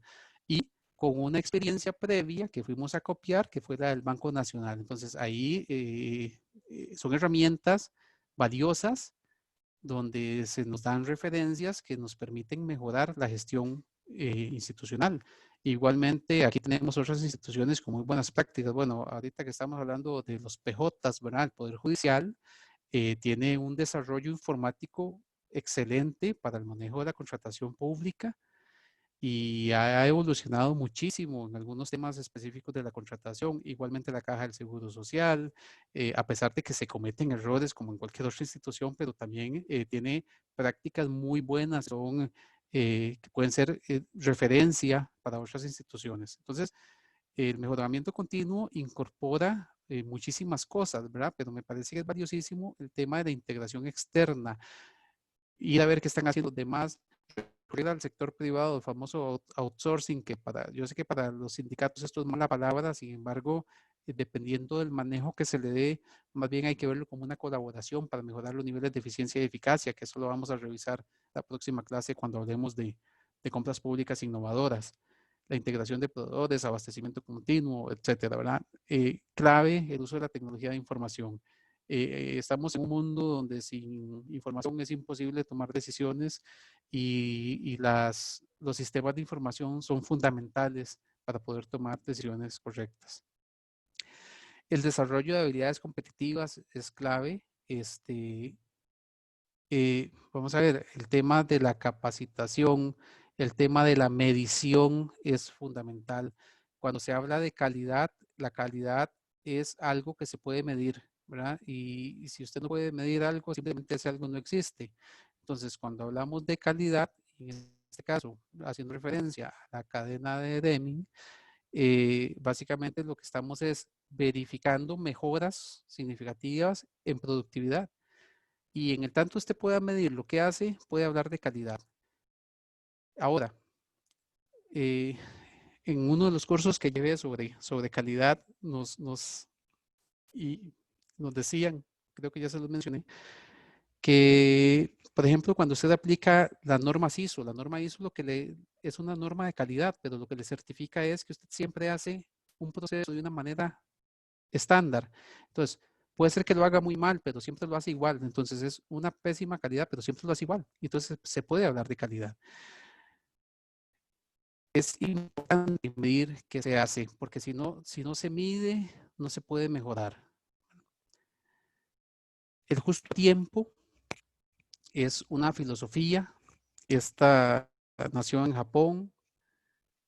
¿Cómo es que lo hemos implementado en la contratación administrativa? Como les decía, tomando como referencia el Banco Nacional de Costa Rica. ¿Qué fue lo que hizo el Banco Nacional para decir que está aplicando la filosofía de justo a tiempo en contratación administrativa? ¿Y qué es lo que hizo la Universidad Nacional, en este caso, que es la experiencia que yo tengo, para decir que está aplicando justo a tiempo en contratación administrativa? Bueno, básicamente lo que se hizo fue identificar productos que según Pareto eran productos de un alto y frecuente consumo en la institución, que eran claves para la operación ordinaria de la institución, y a través de un contrato de suministro según demanda de bienes con la incorporación de servicios de logística contratados con el mismo proveedor al que se le adjudicó el contrato de bienes, eliminar todos los problemas que nos generan los inventarios. Problemas como las pérdidas por obsolescencia, problemas como los desabastecimientos, etcétera, porque entonces se le traslada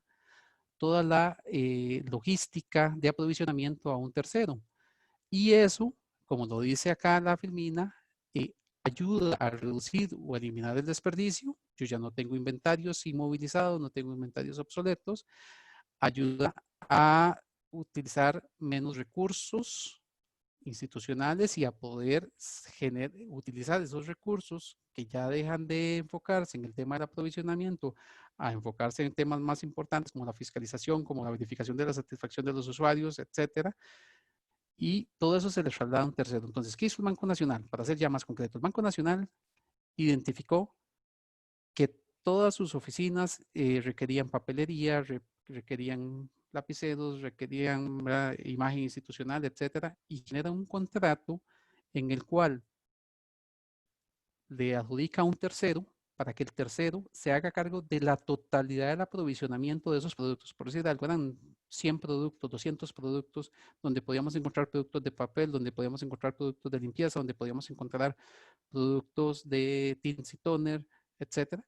Y el banco le adjudica todo en un solo grupo a un proveedor, con la condición de que el proveedor se ajuste a una programación estricta que define el mismo banco, donde el banco le dice a los funcionarios o la proveeduría del banco le dice a sus usuarios internos, miren señores, ustedes van a estar pidiendo una vez al mes, por decir algo, van a estar pidiendo el 15 de cada mes, ustedes colocan un pedido.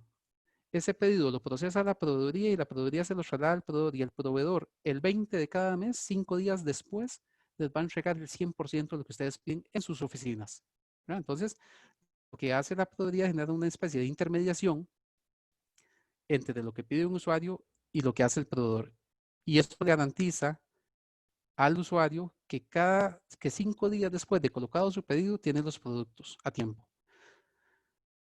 ¿Cuál es una de las ventajas de este modelo?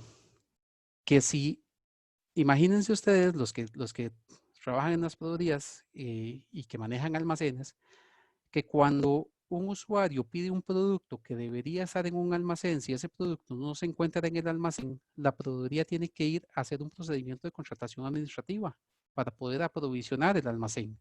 Y ese procedimiento de contratación administrativa, dependiendo si es una licitación abreviada, una contratación directa, una licitación pública, puede tardar N cantidad de días.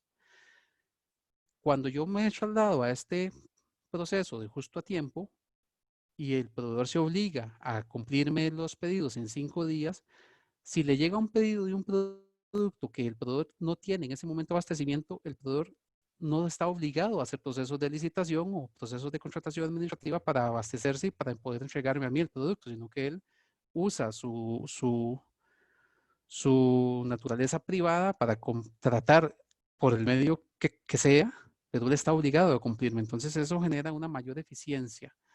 Igualmente, si el producto está agotado porque ya en el mercado no existe, bueno, es más fácil para un proveedor ir a buscar una alternativa que me satisfaga mi necesidad a que lo haga una proveeduría en un almacén donde tiene que comenzar por definir requerimientos técnicos, hacer procedimientos de licitación, etc. Entonces esto genera muchísima agilidad al proceso administrativo. Y como les digo, el Banco Nacional tiene ya más de 20 años de experiencia de haber incorporado esto. Comenzó con productos de oficina básicamente. Actualmente sé que ya han ampliado la gama de productos que están incorporados en estos contratos de justo a tiempo y han incorporado hornos de microondas, coffee maker, todo lo que se utiliza en las oficinas del Banco Nacional, en todas las oficinas del país, está en contratos de justo a tiempo. Los proveedores le entregan directamente a todas las sucursales del banco. Esto no es en una bodega central y de la bodega central se redistribuye, no. Esto va el proveedor directo a cada una de las oficinas del banco a entregar en las fechas establecidas. Y eso se llama justo a tiempo. El justo a tiempo no significa que pido hoy y llega mañana. El justo a tiempo lo que significa es que hay una fecha programada para pedir y todo eso que pedí en esa fecha programada llega en otra fecha que también está programada. ¿Queda claro cómo se utiliza esto en algunas instituciones públicas? Algunos lo conocían a justo tiempo. ¿Qué pasa, profesor, si hay alguna emergencia? ¿Se puede negociar, cree usted? Se toman las previsiones. De hecho, le cuento, bueno, como les dije, yo le copié el modelo al banco y traté de hacerle algunas modificaciones que para mí son mejoras. Parte de esas modificaciones es justamente tomar la previsión de esas emergencias. Por ejemplo, en el cartel que yo adjudiqué en la Universidad Nacional, se establece la posibilidad de hacer pedidos extraordinarios de urgencia y eso lo cotiza el proveedor. Entonces el proveedor me cobró 100 colones por cada pedido extraordinario que tiene que ir a dejarme. Es más fácil pagar 100 colones que paralizar todo un proceso a falta de materiales o suministros, ¿verdad? Entonces, esas cosas se pueden prever en el cartel. Sí, claro.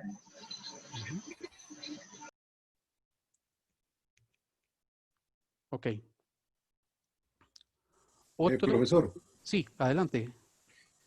Sí, profesor, este contrato justo a tiempo es muy similar o igual a los contratos según demanda.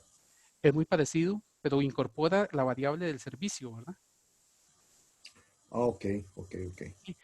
Le pongo otro ejemplo que por lo menos en la universidad no lo denominamos exactamente justo a tiempo, pero podría aplicarse el concepto, solo que no es tan flexible como este otro. La compra de uniformes. Que eso yo diría más bien que puede llegar a un nivel de compra pública innovadora. Los que tienen instituciones donde se compran uniformes saben que eso es un problema seriosísimo. ¿Por qué? Porque casi a veces se vuelve como en un desfile de moda, ¿verdad? Cada quien quiere sus caprichos y que no me gustan estos zapatos o no me gusta este estilo o esta tela, etcétera. O la talla estándar, la M, me queda bien de hombros, pero estoy un poquito más gordito, entonces ya en la parte del abdomen ya no me queda tan bien, ¿verdad? Y entonces comienzan una serie de problemas. Yo puedo dar un contrato con muy corriente de suministro por demanda, donde le digo al proveedor, le voy a pedir las tallas M, L y S, ¿verdad?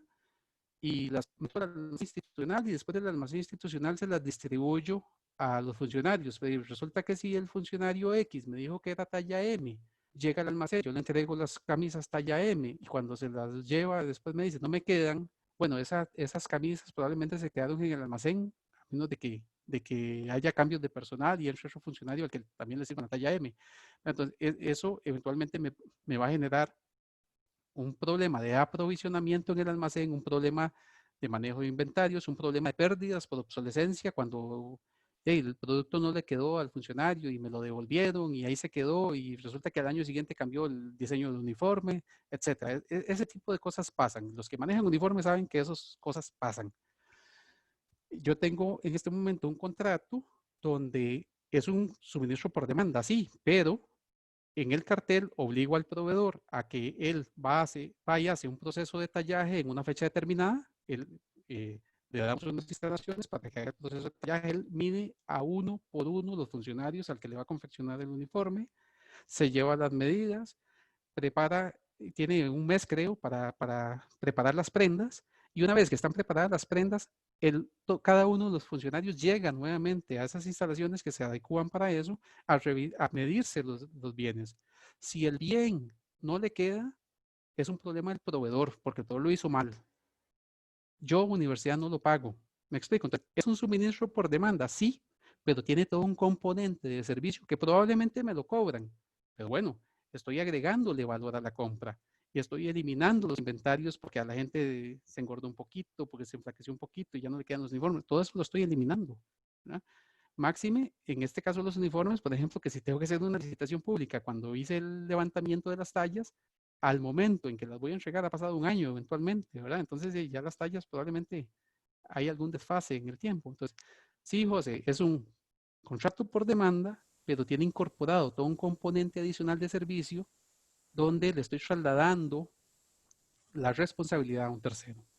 En el justo Ahí, sí, adelante. Sí, nosotros en seguridad pública, los uniformes, chalecos antibalas, inclusive las botas, lo tenemos con contratos según demanda, pero nos hace falta ese componente que dice usted, el componente de servicio, más que nada en los uniformes, porque si se envía al proveedor las tallas que supuestamente son necesarias y las tallas son enviadas de cada una de las delegaciones policiales. Y nos hemos enfrentado en algunas ocasiones que de la talla M, que decía que era para Juan Pérez, no le quedó como tenía que quedarle la M. Correcto. Ese es el problemita que tenemos y Claro. eso es lo que nos falta incorporarlo. Es muy normal. Y además de eso, el proveedor llega y se los deja a ustedes en las bodegas, pero ustedes después tienen que ir a hacer la distribución en todo el país y cuando hay devoluciones hay que recogerlas. Entonces, ahí es agregarle algo más.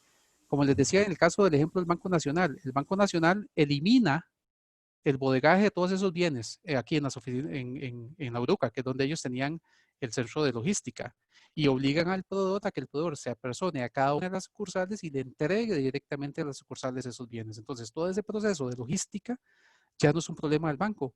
¿Qué pasó ahí? El banco se ahorra el almacenamiento, se ahorra el proceso de distribución, se ahorra el pago de viáticos, de horas extras y se ahorra un montón de cosas. Ahora, ¿qué significa eso? ¿Que la gente del almacén se quedó sin trabajo? No, es que un momento, alguien tiene que fiscalizar el contrato. Entonces, más bien, le vamos cambiando el perfil a los funcionarios que antes eran simples bodegueros para ponerlos en un proceso más técnico de fiscalización de contratos, los capacitamos y les enseñamos cómo fiscalizar, tienen que ir eventualmente a hacer verificaciones en sitio, etcétera. Entonces comenzamos a cambiarle el perfil y aquí es donde nuevamente entra el tema de la compra pública innovadora. No son innovaciones extraordinarias, pero bueno, le estamos incorporando elementos adicionales al proceso que mejoran la prestación última del servicio, que al final de cuentas eso es lo importante acá. Y hay mucho gusto. Hay muchas iniciativas de esa naturaleza. Que, como les digo, la Caja del Seguro Social es una referencia para mí valiosísima en cuanto a innovación en algunos contratos. El ICE, el Banco Nacional, los bancos son muy innovadores en algunos manejos de algunos procesos, ¿verdad? Entonces, el benchmarking que les decía anteriormente es una herramienta que se vuelve muy útil y estar vinculado con profesionales que se desempeñen en este mismo ámbito nos ayuda muchísimo. Tener buenas relaciones de comunicación, esas relaciones externas de las que hablábamos la clase anterior, es fundamental.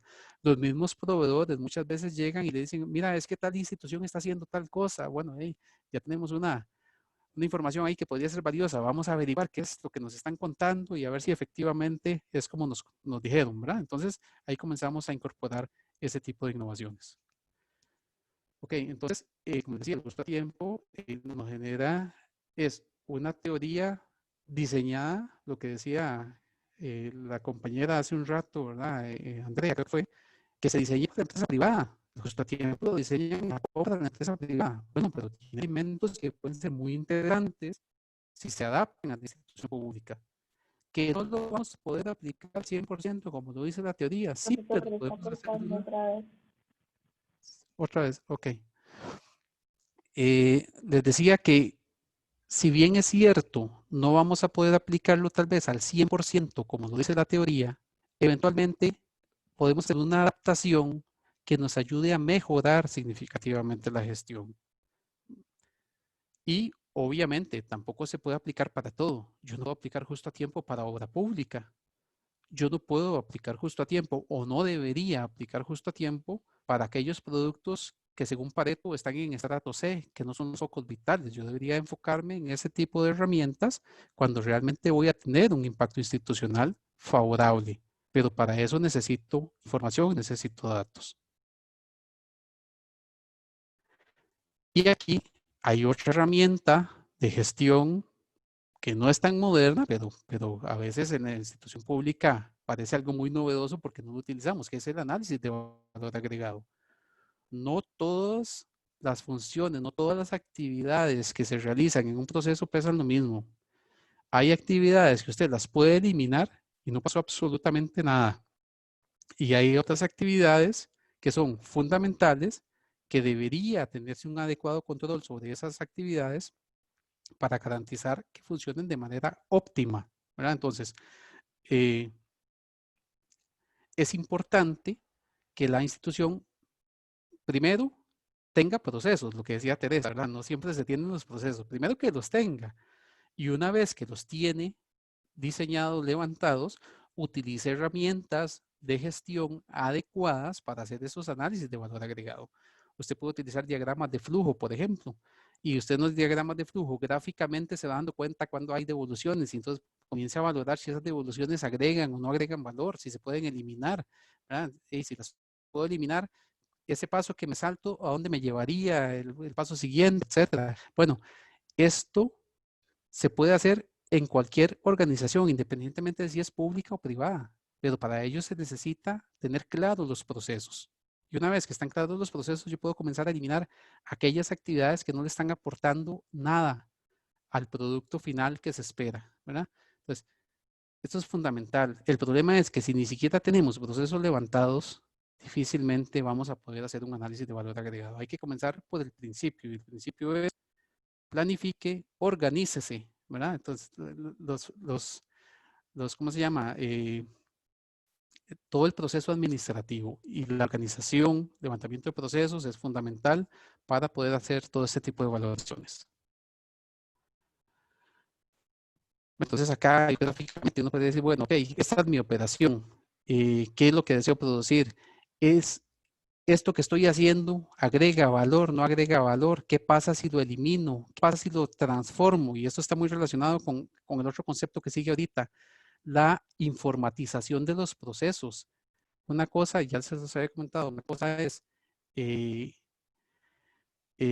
automatizar y otra cosa es informatizar, ¿verdad? Entonces, ahorita es fundamental el uso de tecnología en la organización.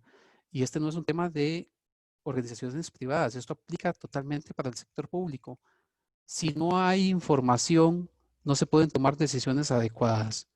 Y la única forma de tener información es utilizando herramientas informáticas que nos permitan no solo generar los datos, sino además utilizarlos de manera correcta. Y cada vez hay más herramientas tecnológicas que nos ayudan no solo a obtener esa información, sino incluso hasta presentarla de manera bonita, en gráficas, con manejo de tendencias, etcétera. Pero es fundamental el uso de esa información. Las bases de datos deberían estar integradas. A mí me llama poderosamente la atención, por ejemplo, como una herramienta como SICOP, que es una herramienta tecnológica, pues tiene que controlarla para ver cuánto pide garantía de cumplimiento ya cuando tiene adjudicado, porque la herramienta no hace el cálculo automático. O sea, yo adjudiqué 100 colones y después tengo que decirle a la herramienta que el 5% de esos 100 colones son 5 colones. Eso no debería ocurrir. Eso debería calcularlo la herramienta sola. Resulta que le pongo un plazo de entrega en adjudicación y yo tengo que estar controlando la herramienta para ver cuándo tenía que cargar el proveedor, cuando más bien debe ser la herramienta la que me informe a mí en qué momento el proveedor está incurriendo en mora. Entonces, ahí hay un problema de integración de información que no se vio probablemente con una visión de proceso. Nuevamente, se hizo un diseño muy funcional. Si hay una cosa que yo le critico a SICOP es esa estructuración tan funcional que se hizo. Pareciera que una persona decidió hacer una parte, otra persona hizo otra parte, y eso obliga a que el operador de la plataforma tenga que estar controlando un montón de cosas que deberían ser automáticas. ¿Por qué? Porque no hay integración de la información, no hay claridad en el proceso, ¿verdad? Y se hizo con una visión bastante funcional. Entonces, la tecnología de información debería ayudarnos a darnos información accesible en tiempo real, cosa que es importantísima. Eventualmente, información centralizada que permita una toma de decisiones más ágil, más fluida, más técnicamente fundamentada. Y claramente el tema del control, ¿verdad? Como les decía, hay dos conceptos que parecen muy similares, pero que tienen implicaciones diferentes. Está la automatización y la informatización.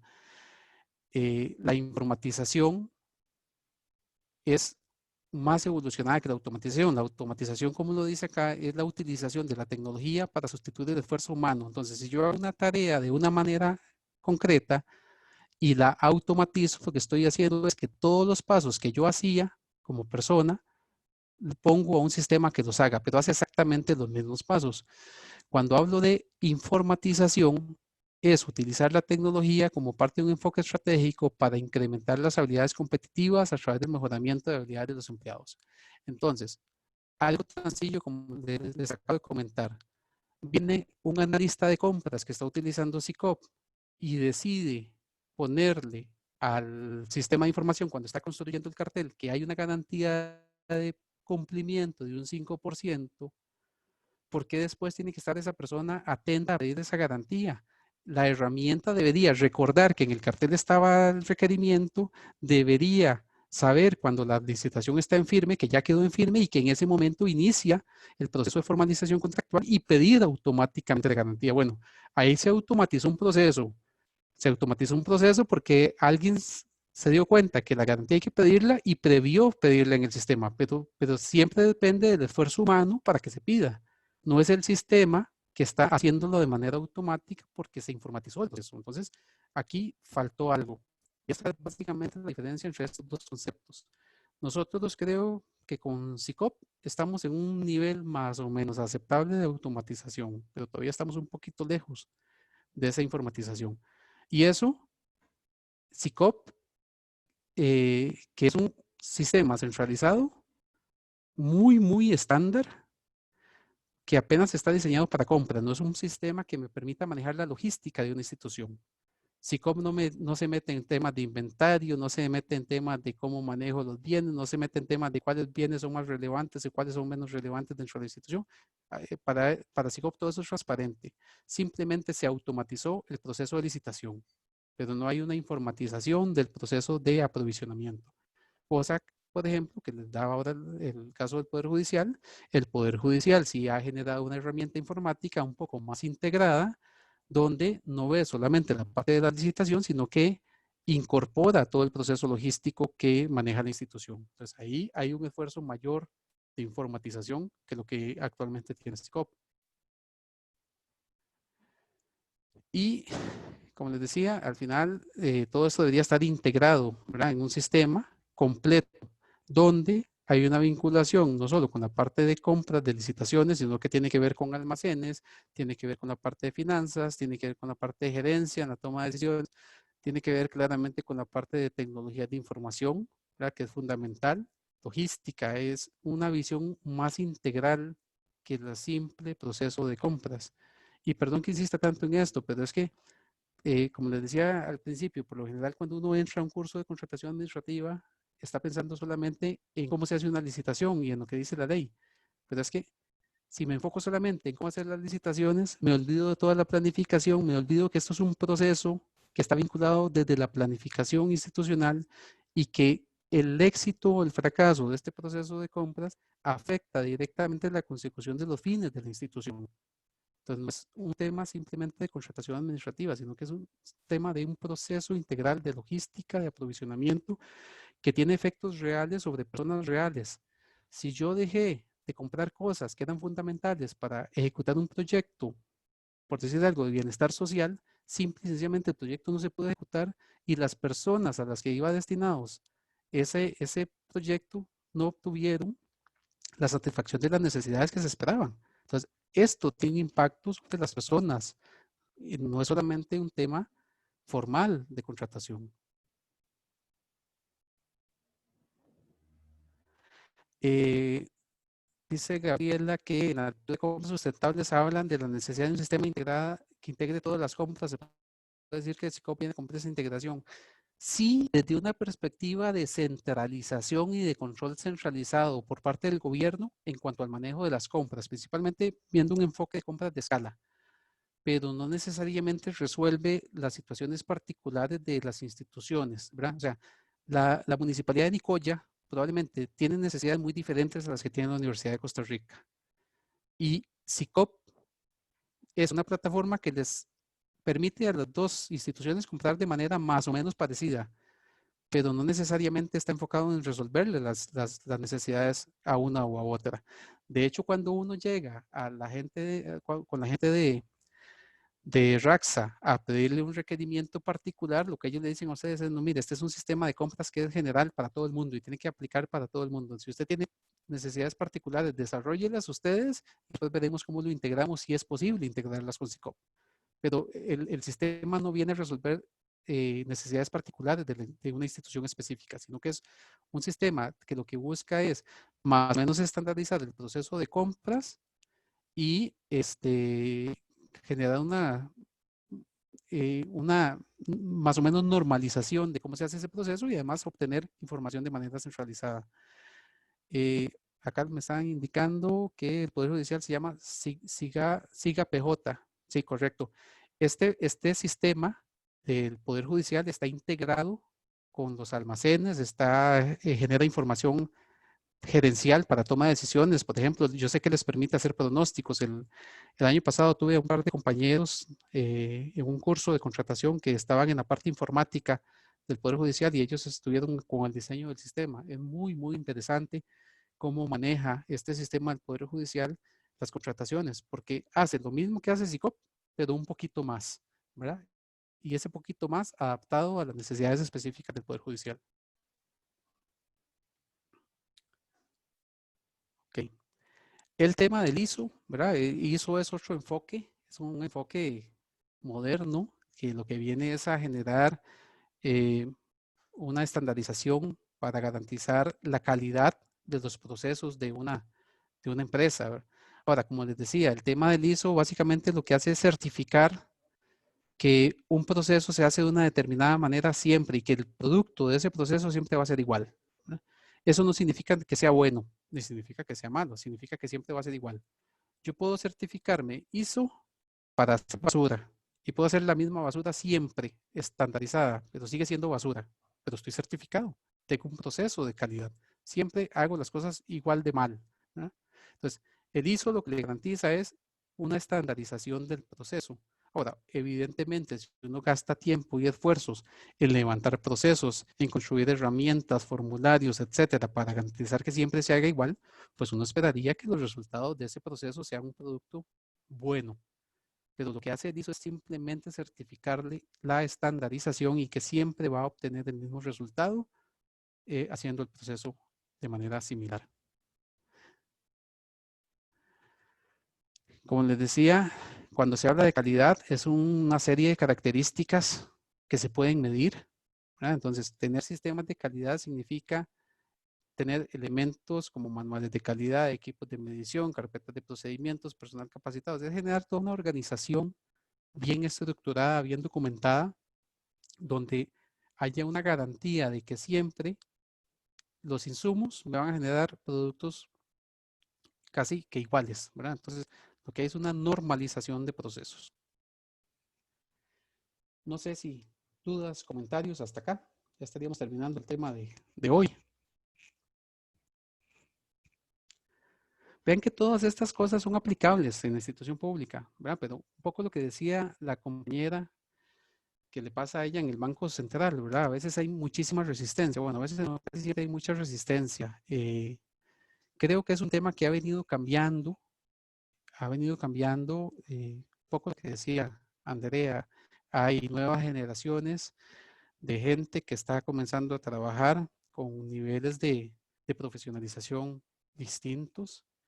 Yo recuerdo cuando yo llegué a la Universidad Nacional, creo que yo fui el primer profesional que llegó a ser analista de compras. Antes de eso, los analistas eran personas que tenían quinto año de colegio, tal vez un estudio técnico, ¿verdad? Entonces, eso, y les estoy hablando de hace 17 años, o sea, no es tanto tiempo. Creo que en los últimos 15, 10 años ha habido una evolución importante en la materia de las compras públicas, principalmente generado por el cambio generacional, donde hay personas más preparadas actualmente, en el caso, con el ejemplo como ustedes, ¿verdad? Que están aquí tratando de obtener más información, nuevos conocimientos, todo eso para llegar a mejorar lo que se hace dentro de la organización, una mayor, un mayor nivel de responsabilidad, ¿verdad? Sobre lo que es la gestión pública, sobre cuál es el impacto que se genera al ciudadano, y todo eso ayuda a que las cosas mejoren, pero claramente todavía hay mucho por hacer. Dice acá en el Poder Judicial tienen el ISO en el complejo forense. Sí, probablemente ahí son procesos bastante complejos que necesitan algún nivel de estandarización. Ahí lo que se garantiza, como les digo, es que siempre se hace de la misma manera y que siempre se deberían esperar resultados bastante similares. ¿Dudas, compañeros? ¿Preguntas?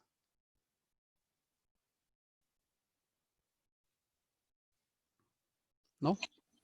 No, señor. Bueno, si estamos, entonces, muchísimas gracias. Nos veríamos la próxima clase. Y igual, si tienen dudas, alguna cosita que me quieran mandar al correo, esta vez sí les prometo que les contesto más rápido. Ya estoy aquí en mi casa, entonces espero poder tener más acceso al internet y estarles respondiendo de manera más inmediata. Buenas noches, muchas Bien, gracias. Perfecto, muchas gracias. Gracias, buenas Gracias, noches. profe. Hasta luego. Buenas noches. Chao. Chao.